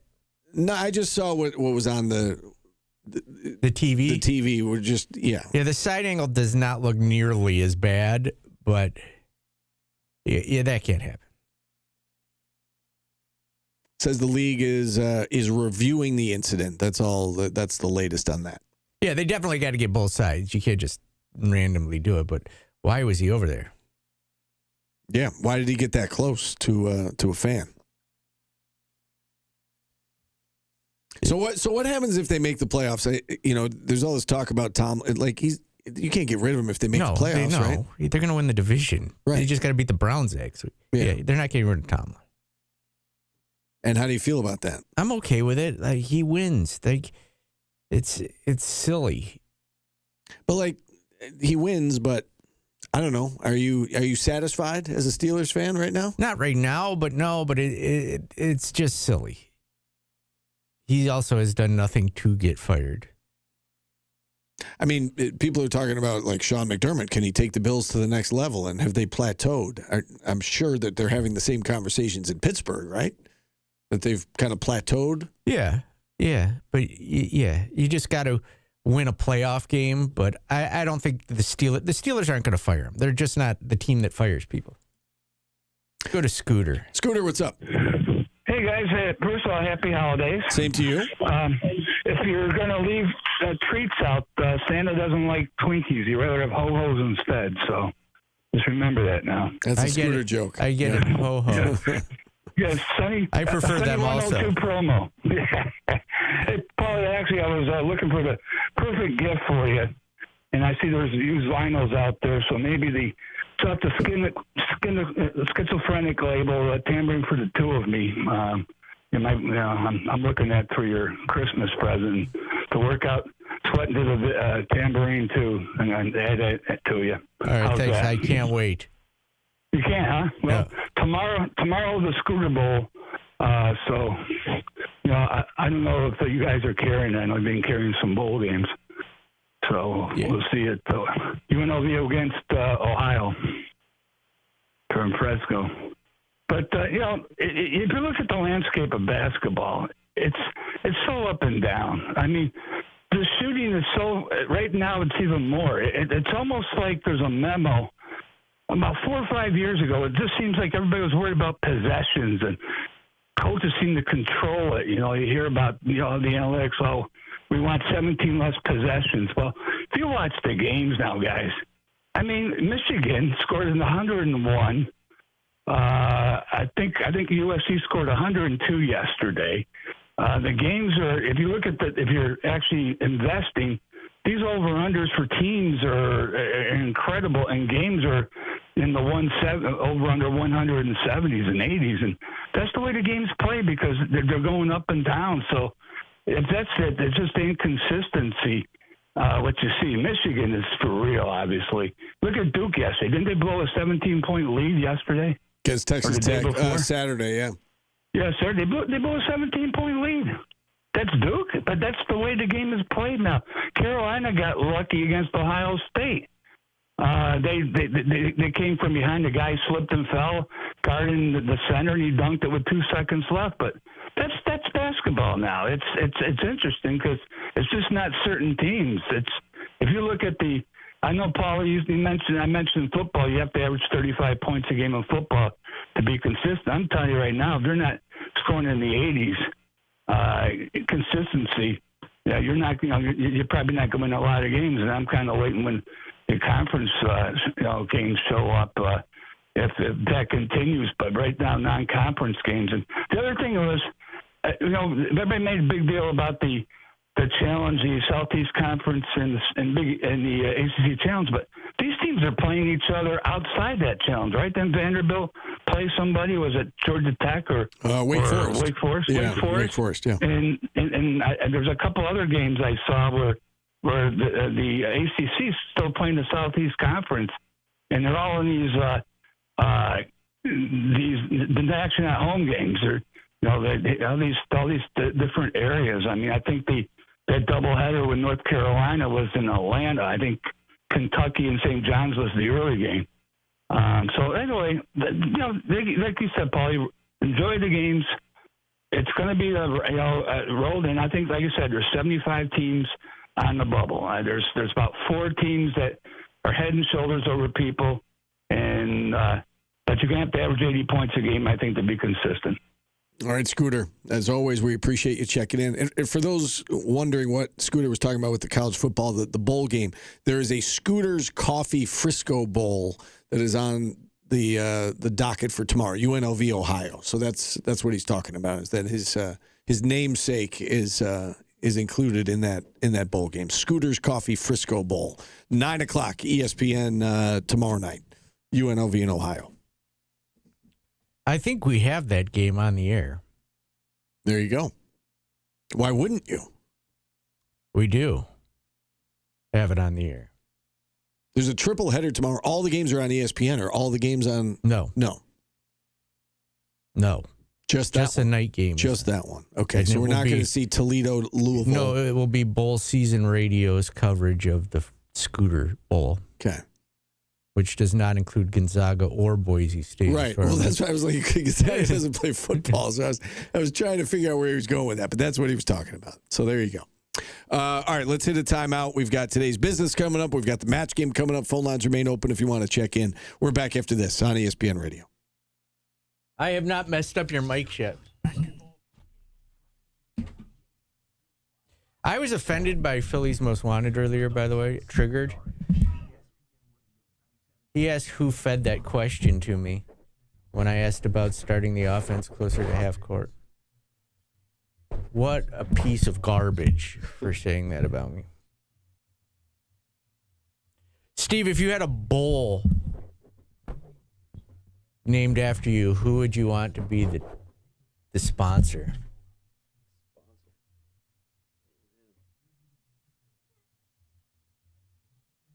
I would like to be in the Paulie Sibilia. Trying to think of a chain restaurant. The Panda Express Bowl or Red Lobster Bowl. Oh yeah, this is going to be our question. So think about it. Okay. Think about it. It would definitely not be that.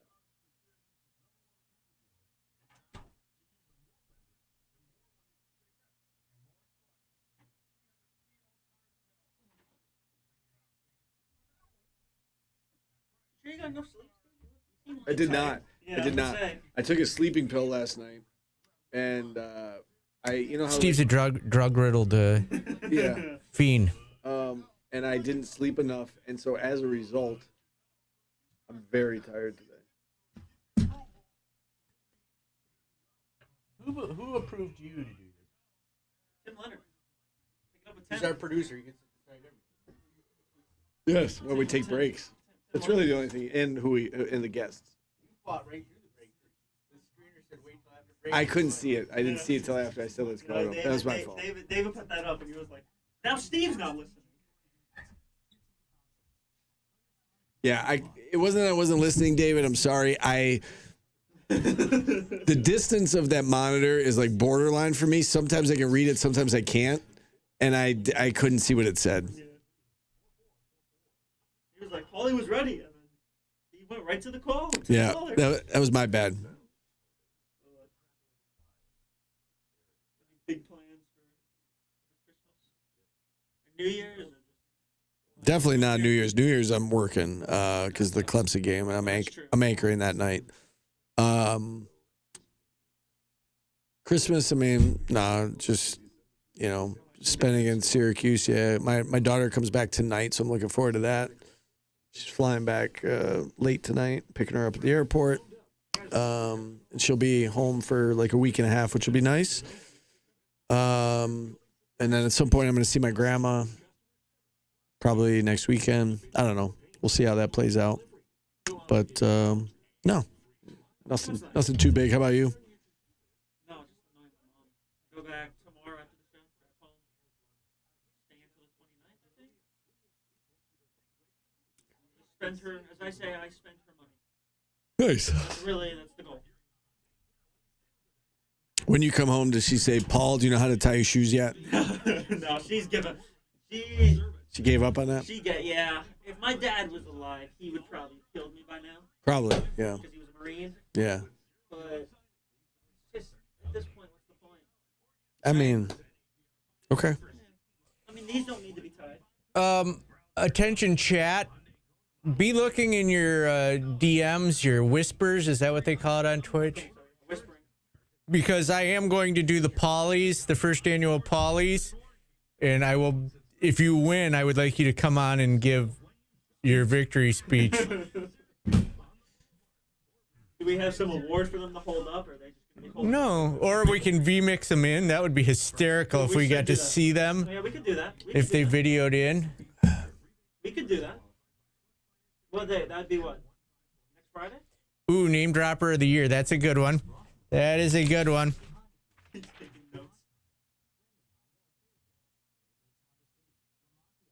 I already got name dropper, know it all, caller.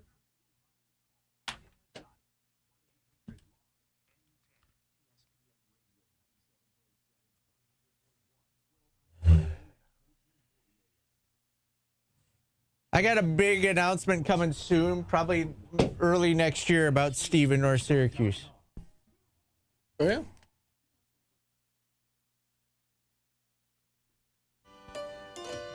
We roll along with the Emmett Otter Day. This one is the opening song, the bathing suit song, which is kind of weird because it's singing about a grandma in a bathing suit. It's uncomfortable to me, Steve. This show gets weirder and weirder. Why is an otter wearing a bathing suit also? I don't know.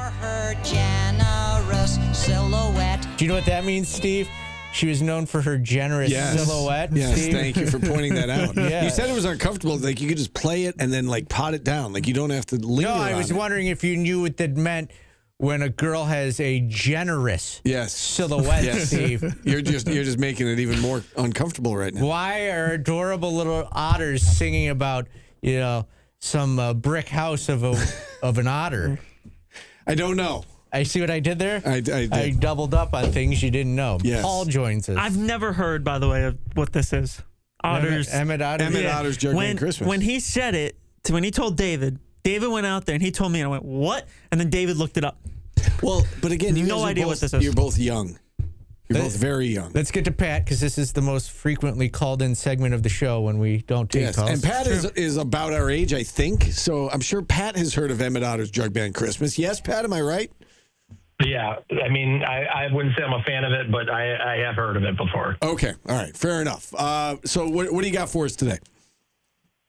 So we're about a third of the way through the season. If you were to ask anybody, even the biggest critic or the biggest person who wears orange glasses, I think we're behind schedule. So as I've said a lot over the last 3, 4, 5 years, it's getting late early. And, it seems to be a reoccurring theme. And I did miss the beginning of your show. Work and the holiday party does kind of get in the way sometimes of even Orange Nation. So I don't want to put words into Paul's mouth because that can just lead to a lot of entertaining sports talk. So we're not going to do that.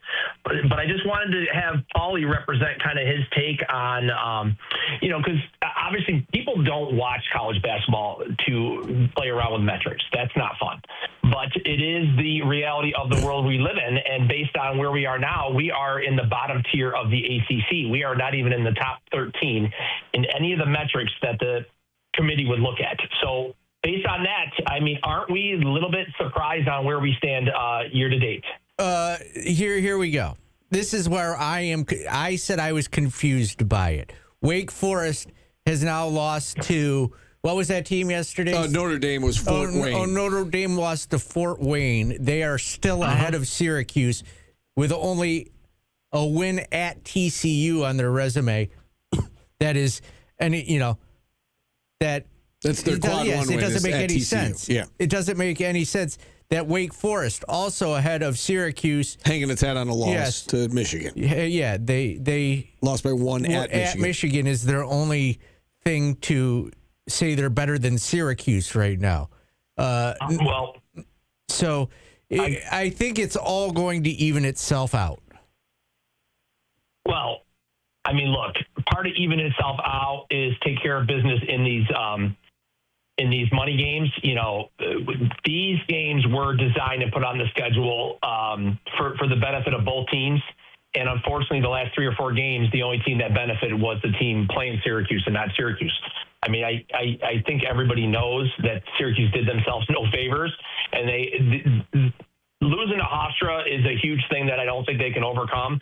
But also, if let's say they just had that bad day, right, and the St. Joe's game and all the different excuses that you guys spoke about, for a few days on the radio, those are fine. But at the end of the day, you're judged by everybody you play and how you take care of them, and they haven't taken care of business. Let me ask you, can you both try to talk to me about any chance, any path that you see based on the games left that this team has even got a resume under consideration for March? Yeah. Well, there is a path left. I mean, whether or not they win enough games is yeah. So what is that path? Well, the path is that basically the whole month of February is quad ones, quad 1 and 2 games. And we talked about this at the beginning of the show. You said you didn't hear it, but more than 80% of their quad 1 and quad 2 opportunities have yet to be played this year. So they've got, the opportunities are going to be there. Now, whether or not they can win at Virginia, at Louisville, can they beat Duke? Can they beat North Carolina in one of the two? There's a lot of what ifs, but do they have the opportunities available to them? Yeah, they do. They're going to have to win a bunch of them, and I don't know if they're capable of doing that. And they're going to have to be consistent. I think that's been the biggest issue right now, Pat, for me anyway, is that they haven't been consistent, right? They show the ability to beat Tennessee and basically, they're right there with Houston, but then they turn around, they lose to Hofstra, and they struggle, at the end of games against Mercyhurst and Northeastern. That's not consistency. So it remains to be seen. But, yeah, I think the opportunities are there. Well, no, there's no question that the opportunity is there, but the baseline is you're probably going to have 3 or 4 really high quality wins, and that number fluctuates by 1 or more every stupid loss that you have. Sure, they are going to lose a game that they can't afford to lose. They've already done it, and they're going to do it again. So right there is 1 more. So I guess what I'm telling you is I'm putting the baseline that you need 4 good wins to even sniff a resume under consideration, because right now the metrics are so bad. And, there are people that follow this team that think it's just a record. And, I mean, 1985 has come and gone. Those days are over. Those days where the record is, it has nothing to do with your consideration. I mean, your winning percentage and strength of schedule and all that does come into play, so you do have to win games. But I just think right now, Jim Saddleton and Matt Parks said it's just survive until Donnie Freeman gets back. Well, we already played 3 or 4 teams that were also missing their best player. So it happens. Injuries cannot be an excuse. We've been without them long enough to adjust. I don't know if Sadiq White was sick, but it just seems like whenever 1 or 2 players steps up, 1 or 2 players steps down all year long. And to me, that points to one person. That to me, is getting everybody by the head coach to understand their role and to go out and perform it. And the reason that it's not happening is there's no consequences when they don't. Here's the thing, Pat. Here's what I'll tell you. They have to win games in the ACC. The resume doesn't matter right now. I've said all season they have to finish in the top 6 of the ACC. The resume does matter right now. That hasn't changed. If they go out and they finish at the top 6 with wins against Duke, Virginia, anybody like that, North Carolina, they're going to make the tournament. If they don't, they're not going to make the tournament. Well, I would say, let's say they finish 6th. Mm-hmm. I'll just leave you on this. If they finish 6th with a middling resume, their non-conference resume, which is pretty much almost done, is going to be one of the main reasons that they don't make it. So So it does matter. Every game counts on the resume. Every single game, Steve, you know that as well as anybody. Mike McAllister, have him on the show. He's really good at the resume breaks down. Everything matters. Every single At the game end matters. of the season, they're not going to not be in the tournament because these games were close. It's going to be because they don't have any quad one wins. I think it'll be both. That's fair. All right. Thanks for your time, guys. Yeah, appreciate checking in, Pat. I think you're both right. I think you both make good points. Yes, of course, the resume matters at this point. I will say this about the resume. I said this at the beginning of the show, that it's just kind of, it's the non-conference is certainly not helping you at the moment. Yeah. I think it was, you could look at it after they beat Tennessee. I think you could look at it and say that maybe the non-conference would have helped them at the end of the day if they're a bubble team. Now it doesn't help you because you lost to Hofstra. But it also doesn't put you out of the conversation, right? The non-conference is just kind of meh, as we said at the beginning of the show. They got one good win, they got one bad loss, and then they lost to 3 teams that they were supposed to lose to. If they had only lost to Iowa State by 2, they'd probably be way higher. Yeah, it's just silly. That loss really hurt. Now, in terms of conference play, about whether or not there's a path, they have 18 games in conference play. If you look at Ken Pom, Ken Pom does a great job predicting what quad games will fall into. Ken Pom projects that of the 18 games, 15 of the 18 will be quads 1 and 2. 7 will be quad 1, 8 will be quad 2. The opportunities are there. And again, if you finish top 5 or 6, and again, the Big East seems like it's a little bit down, that may open up a bid or two for a conference like an ACC. If you can finish top 6, you're going to be right there. Yeah. Right? You're going to be in the conversation. And you know what'll help them out, Steve, is the fact that they had that resume without their best player. That hopefully will be taken into consideration because, again, if they have a resume that's worthy of being considered, that means that they played well in the ACC. And so you hope that is taken under consideration. So, Pat talked about a resume that allows you to be in the conversation and to sniff the NCAA tournament. The opportunities are there. This team's got to go out and, obviously win enough. How many quad 1-1s do you think they need to do if they don't mess up? It's a good question. Georgia Tech certainly, I would say certainly 2 or 3 more to feel like you're in the conversation, right? Because I feel like the Tennessee one, it almost gets canceled out by Hofstra.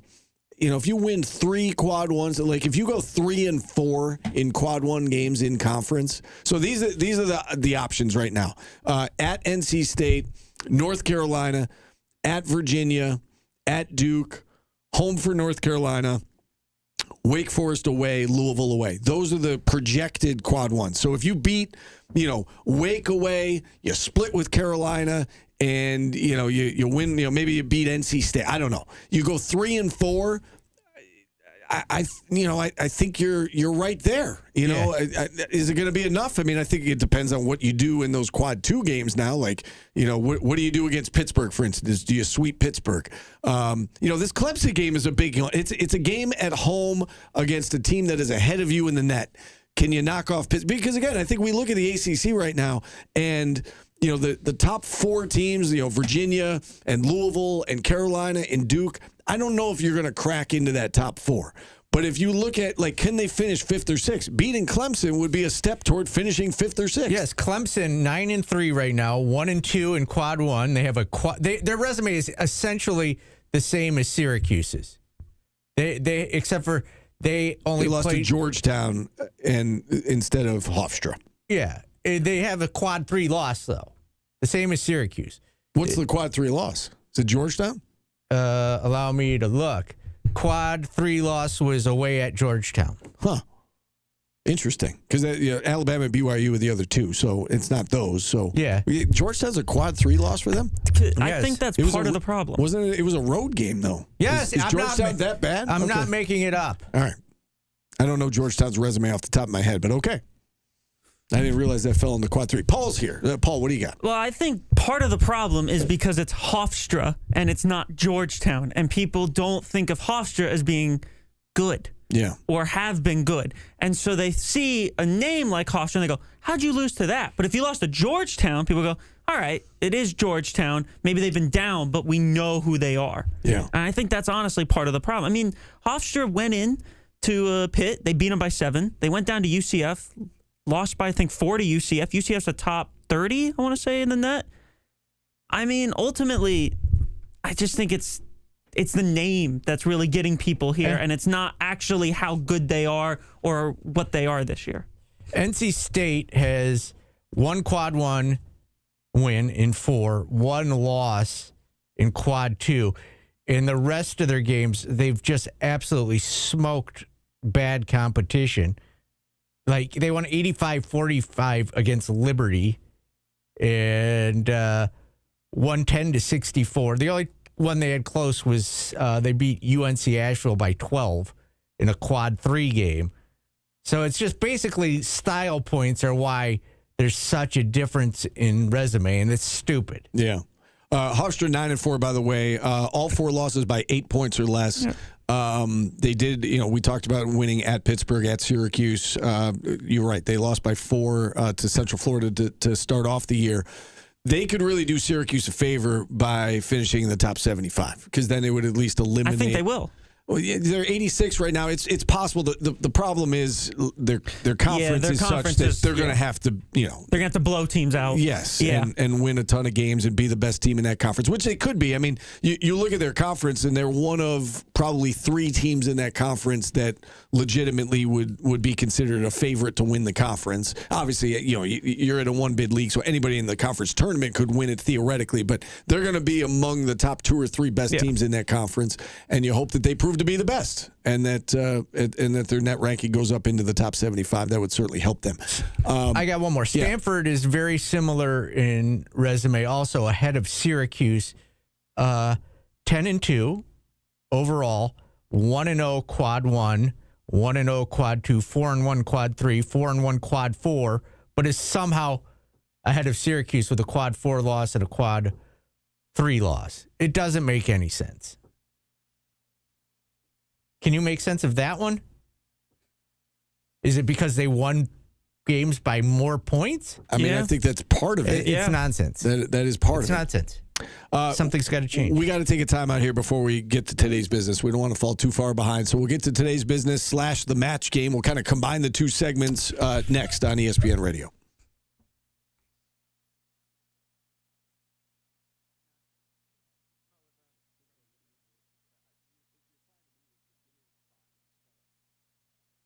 Off it. No, the Steve giving coaching lessons there off the air. Just a subtle. I would have yelled at him on the air. Stop moving your damn mic. You can move him in Gomez. That doesn't do anything. Well, these mics are not. They are finicky.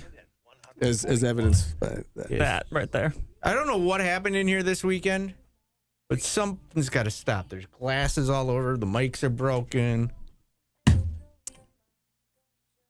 Steve's angry about it, slamming the water now.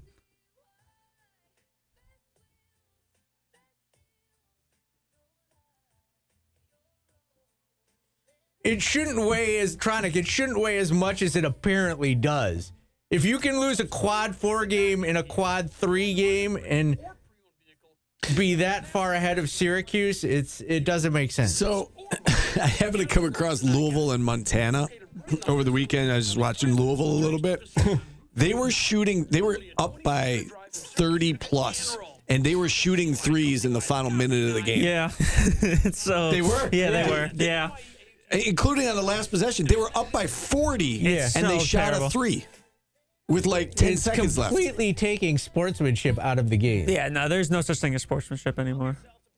I mean, we had Donnie in games we were up by like 30. We'd sub him back in with 2 minutes left. And it's like...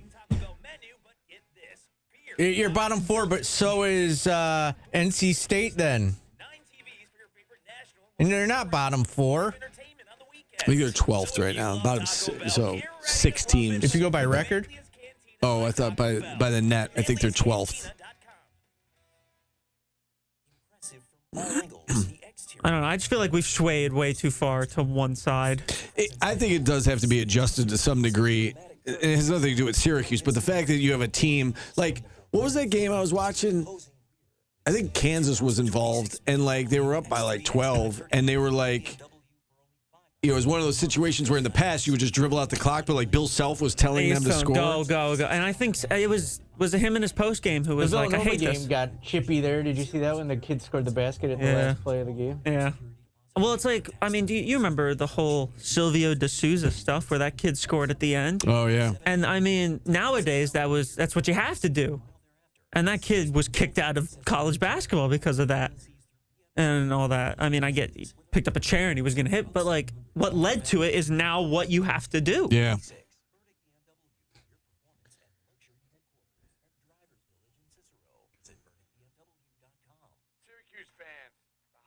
I don't know.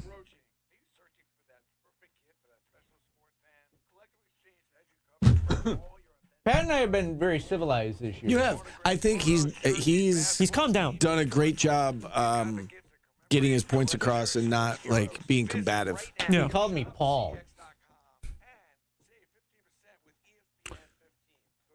There seems like there's a mutual respect between you guys now.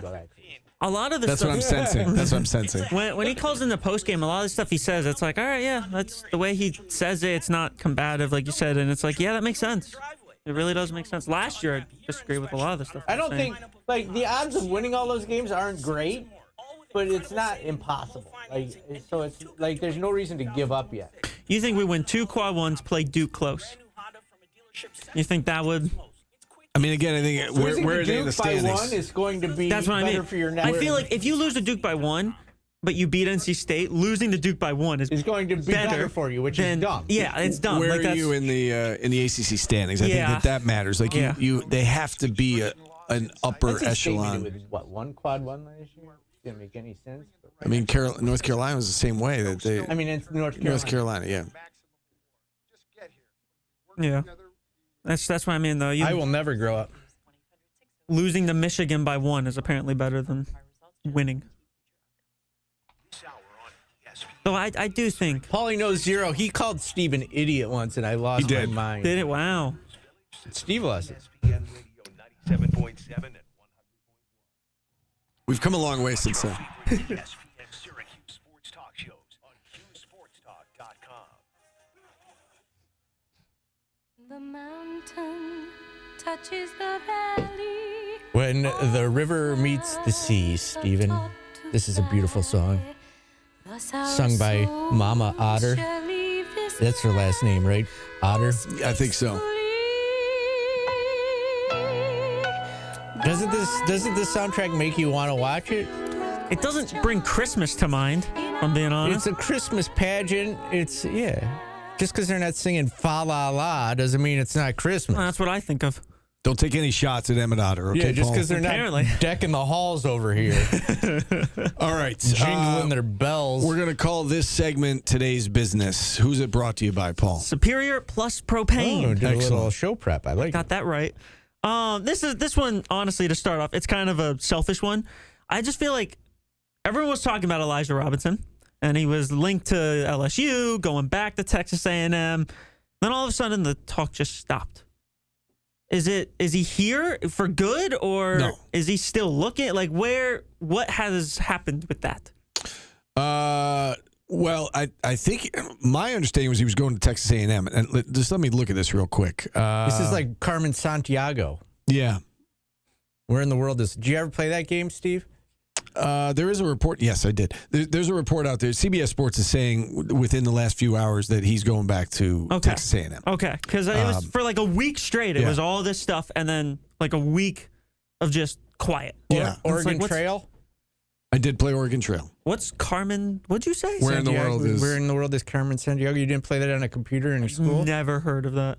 I played cool math games. It's a cartoon. Helps you with your geography. It's a cartoon also. We played cool math games. The map? The map? I know that from Dora. Oh, yeah, that's Dora. Sorry, I was confusing the two. Yeah. Yeah, you would try and find out where she was hiding in the world. That doesn't sound weird at all. No, it was like a geography game. It was like a geography game. It sounds a bit, trying to find where a woman's hiding in the world to me strikes as that's a bit weird. Okay. So he's going to Texas A&M. End of story. It's like a Where's Waldo for people with half a brain. Okay. So you probably know Where's Waldo. I know Where's Waldo. Love Where's Waldo. Yeah, that was that's huge about right. in our. That's about right. In our school library, you got the Where's Waldo books. Yeah. It was on a floppy disk. You know what that is? I do know what that is. Okay. Yeah, I know what a floppy disk is. My mom has floppy disks around the house. Carmen Sandiego. All right, you got anything else sports related? I will say Bills over the Browns. You kind of touched on it. Only won by 3. Bad for the net rankings. Bad for the net rankings. But Josh Allen, I know he finished, but I know he limped off. And at one point, I got a notification: X-rays negative. Yeah, they took him in at halftime. He got sacked. He got like tripped up around the goal line. It was right before the half. And then they punted, and he went back to the locker room before halftime actually started, but there was only like 20 seconds left. And they, I think as a precaution, they x-rayed him. But he seemed fine. He came in, he finished the game. You know, he might have just rolled his ankle. Who knows? But, you know, those things happen. Quarterbacks around the league are just falling. Yeah. I mean, the Chiefs, 2 straight weeks, ACLs. The Commanders, Mariota's out. Yeah. They're looking for other people now. Ravens lost Lamar last night. It's just, when I was growing up, and maybe it's a lot of mobile quarterbacks. I get it. Dude, you're 5. Are you grown up? You're 5 years old. When I was 10, quarterbacks didn't get hurt. And nowadays... Yes, they did. Brady tore his ACL. That was it. Like, that was it. That's all I remember. Name another. Ben Roethlisberger was never... He played hurt, but he never was out. Peyton Manning, other than the neck, was never out.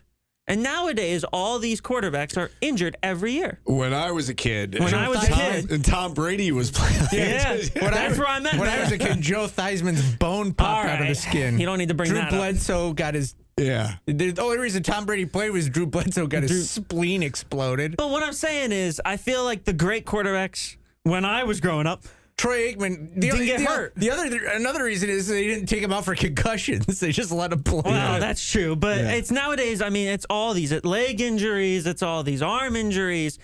When I was a kid, Patrick Mahomes was a rookie. Yeah. Technically, yeah. I was a kid. You talk about the concussions. It's actually a really good point. Like Jordan Love, what happened to him the other night, you know, taking that head-to-head, the helmet-to-helmet contact and then out the rest of the game. Back in, when we were kids, Paulie, who knows?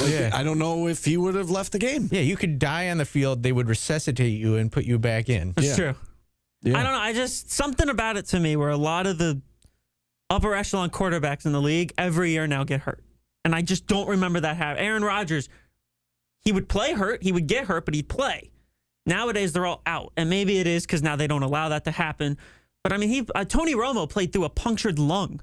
I remember that.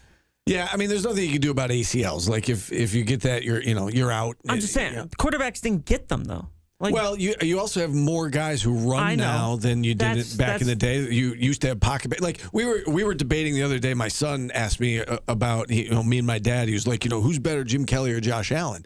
And like back when Jim Kelly played, they didn't run. He sat in the pocket and he sat in the shotgun. Well, he had Andre Reed and Thurman Thomas. Right, but I'm just saying he just sat back there and he was a hell of a quarterback, but he just passed. Like there was no running involved with Jim Kelly. Right? When you have Andre Reed, you don't really need to run. No running involved with Joe Montana. Warren Moon. You're sitting back in the pocket. Warren Moon had to run. Name a receiver Warren Moon had. Ernest Givens. Yeah. He did, yeah. Thank you. That was a good pull. There you go. In your Look pipe at you. and smoke it, you dummy. Look at you. I think that's probably some of it. I'm just saying, Montana had these great receivers. He didn't need to. Dwight Clark, Jerry Rice. Well, I'm saying it was a different game back then. I know, saying, but Warren Moon had to run. You're asking He what... didn't know. He just sat back and passed. Yeah, he didn't you're run. asking what the differences are. I think that is a difference. Randall Cunningham ran. Yes, he did. Yeah. I mean, there were exceptions. All right, Steve. Today's kicker is I decided if you had a bowl named after you, who would you want your sponsor to be? And I came up with Panda Express, Moe's. Moe's would be good. Paulie's Moe's Bowl.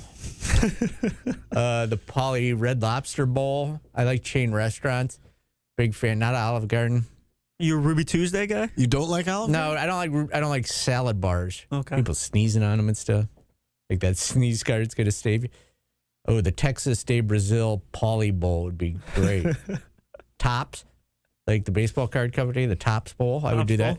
All right, Steve, if you had a bowl and like one of your favorite places could sponsor it or companies, what would it be? One of my favorite places.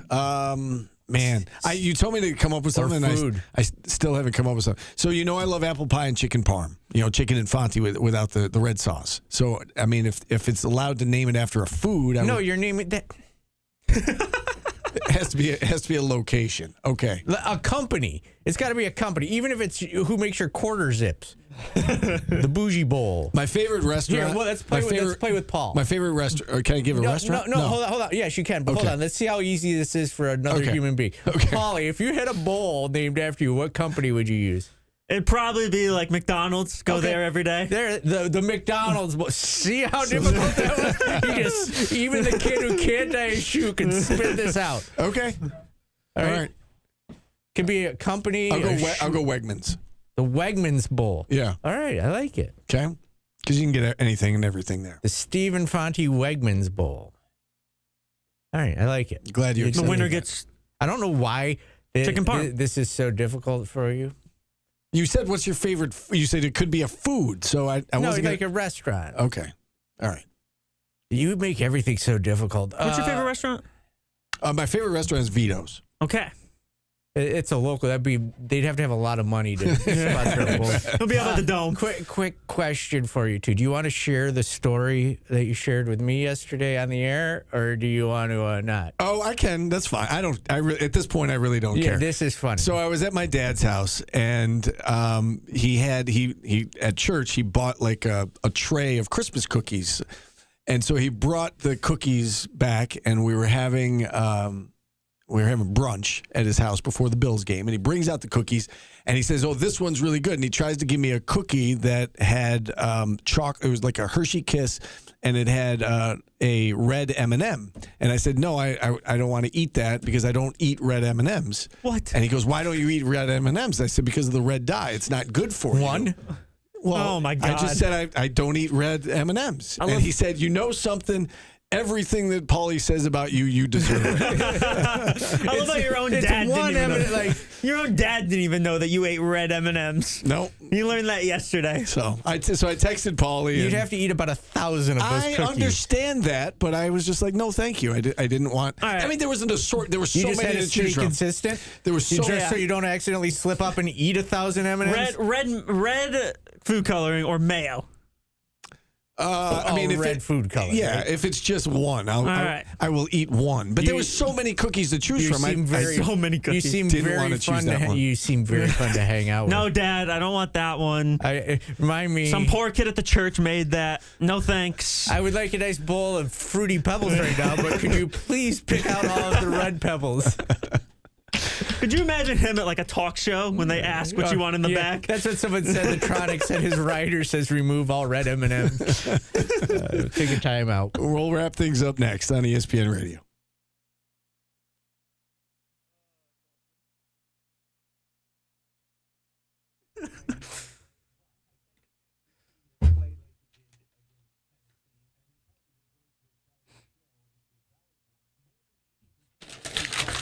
What is it? So no red. No red M&Ms. No red M&Ms. Good shot. I thought we were going somewhere you might get like injured. That's but when he put Steve up for adoption. Good seeing you. By the way, I met Big Daddy Fupa. Dude does not look like a Big Daddy Fupa would. He's a good, handsome-looking man. Has a woman sitting next to him, which I couldn't probably say about 90% of our chat. He goes, "Hey," it's like I don't even know what his real name is. He shook my hand and said, "I'm Big Daddy." Maybe let's leave it at that. I don't want to know your real name. Yeah, I know.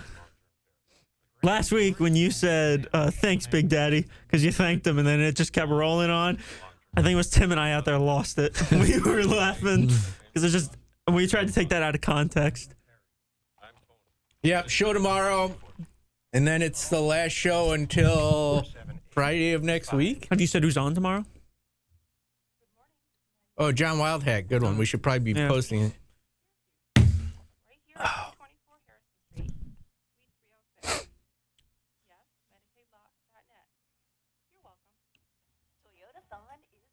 I think I just hit on Big Daddy Fupa. I think you did. I'm not coming on to you. I have a man crush. I just expect all of our listeners to be fat and ugly. I do. The way Charles Barkley's done, everyone in their basement with their drawers on, covered in chips. That's kind of what I picture it, but they aren't. Or some aren't. Oh, the mods didn't like your bowl name? Let me look. Yeah, our mod is... I mean, they stop everything. Why am I not seeing it?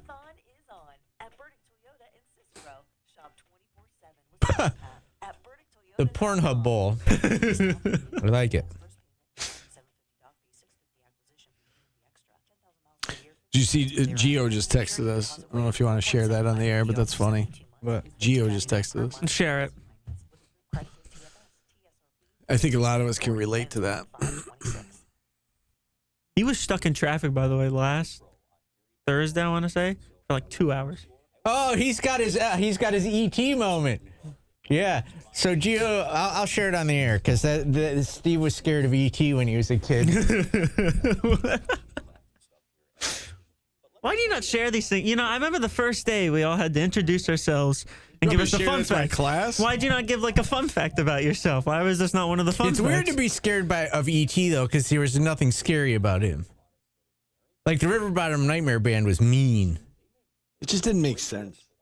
Was it the word extraterrestrial? I don't know. He was Like every kid cried when they thought he was going to die. Yeah.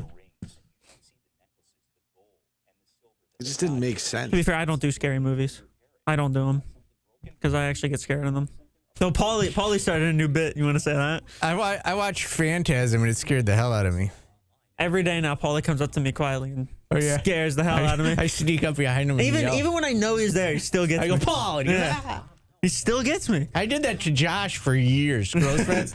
I would.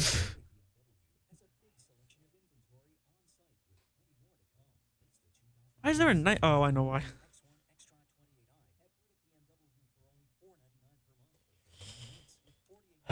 Yeah. I remember my parents told me I cried the first time I met Santa Claus. I cried. There was one time, concept of what he was, and they were just putting me on his lap. Like my whole family had to come take a picture. He was going to take me.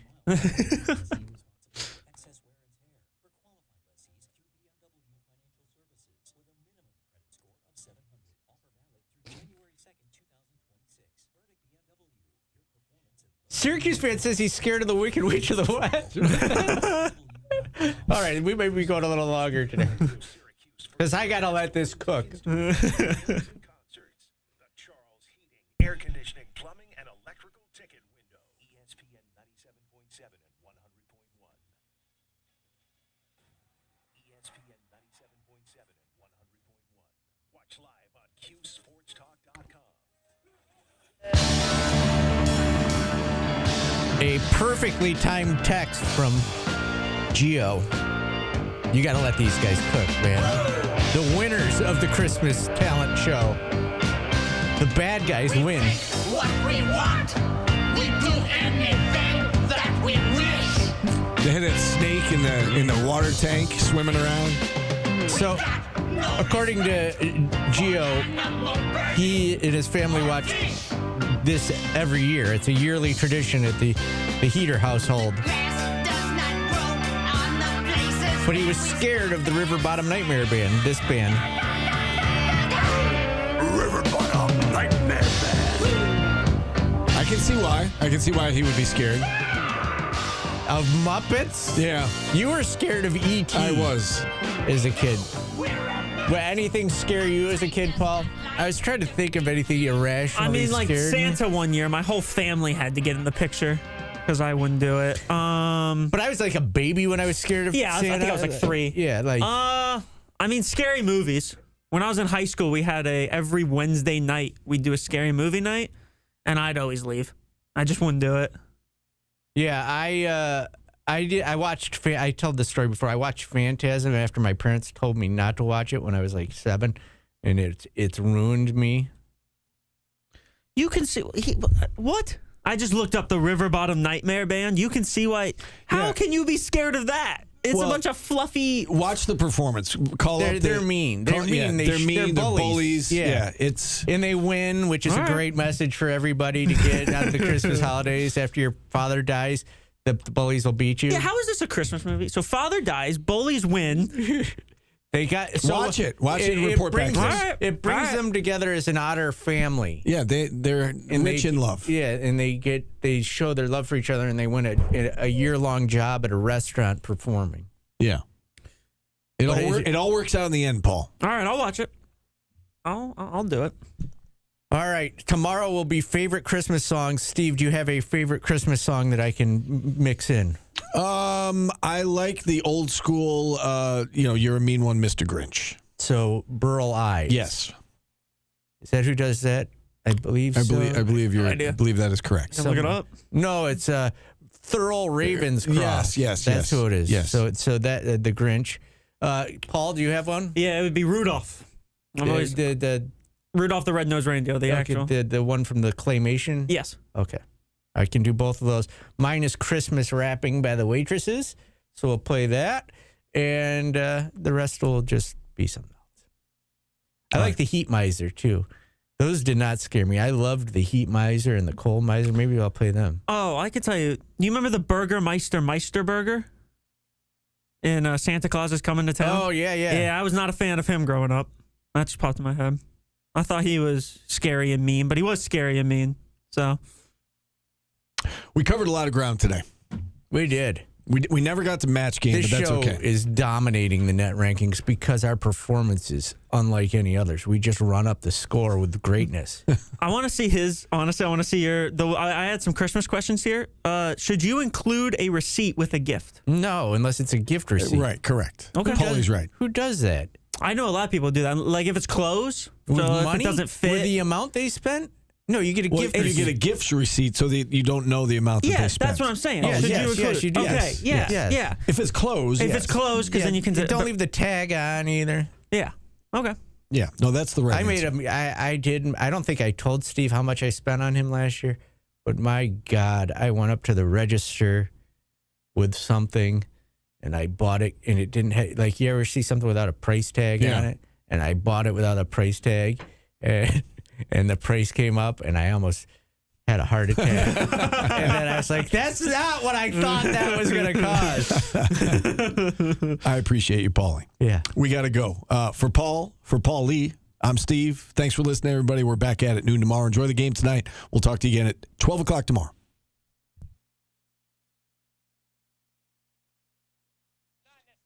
Yeah, if you find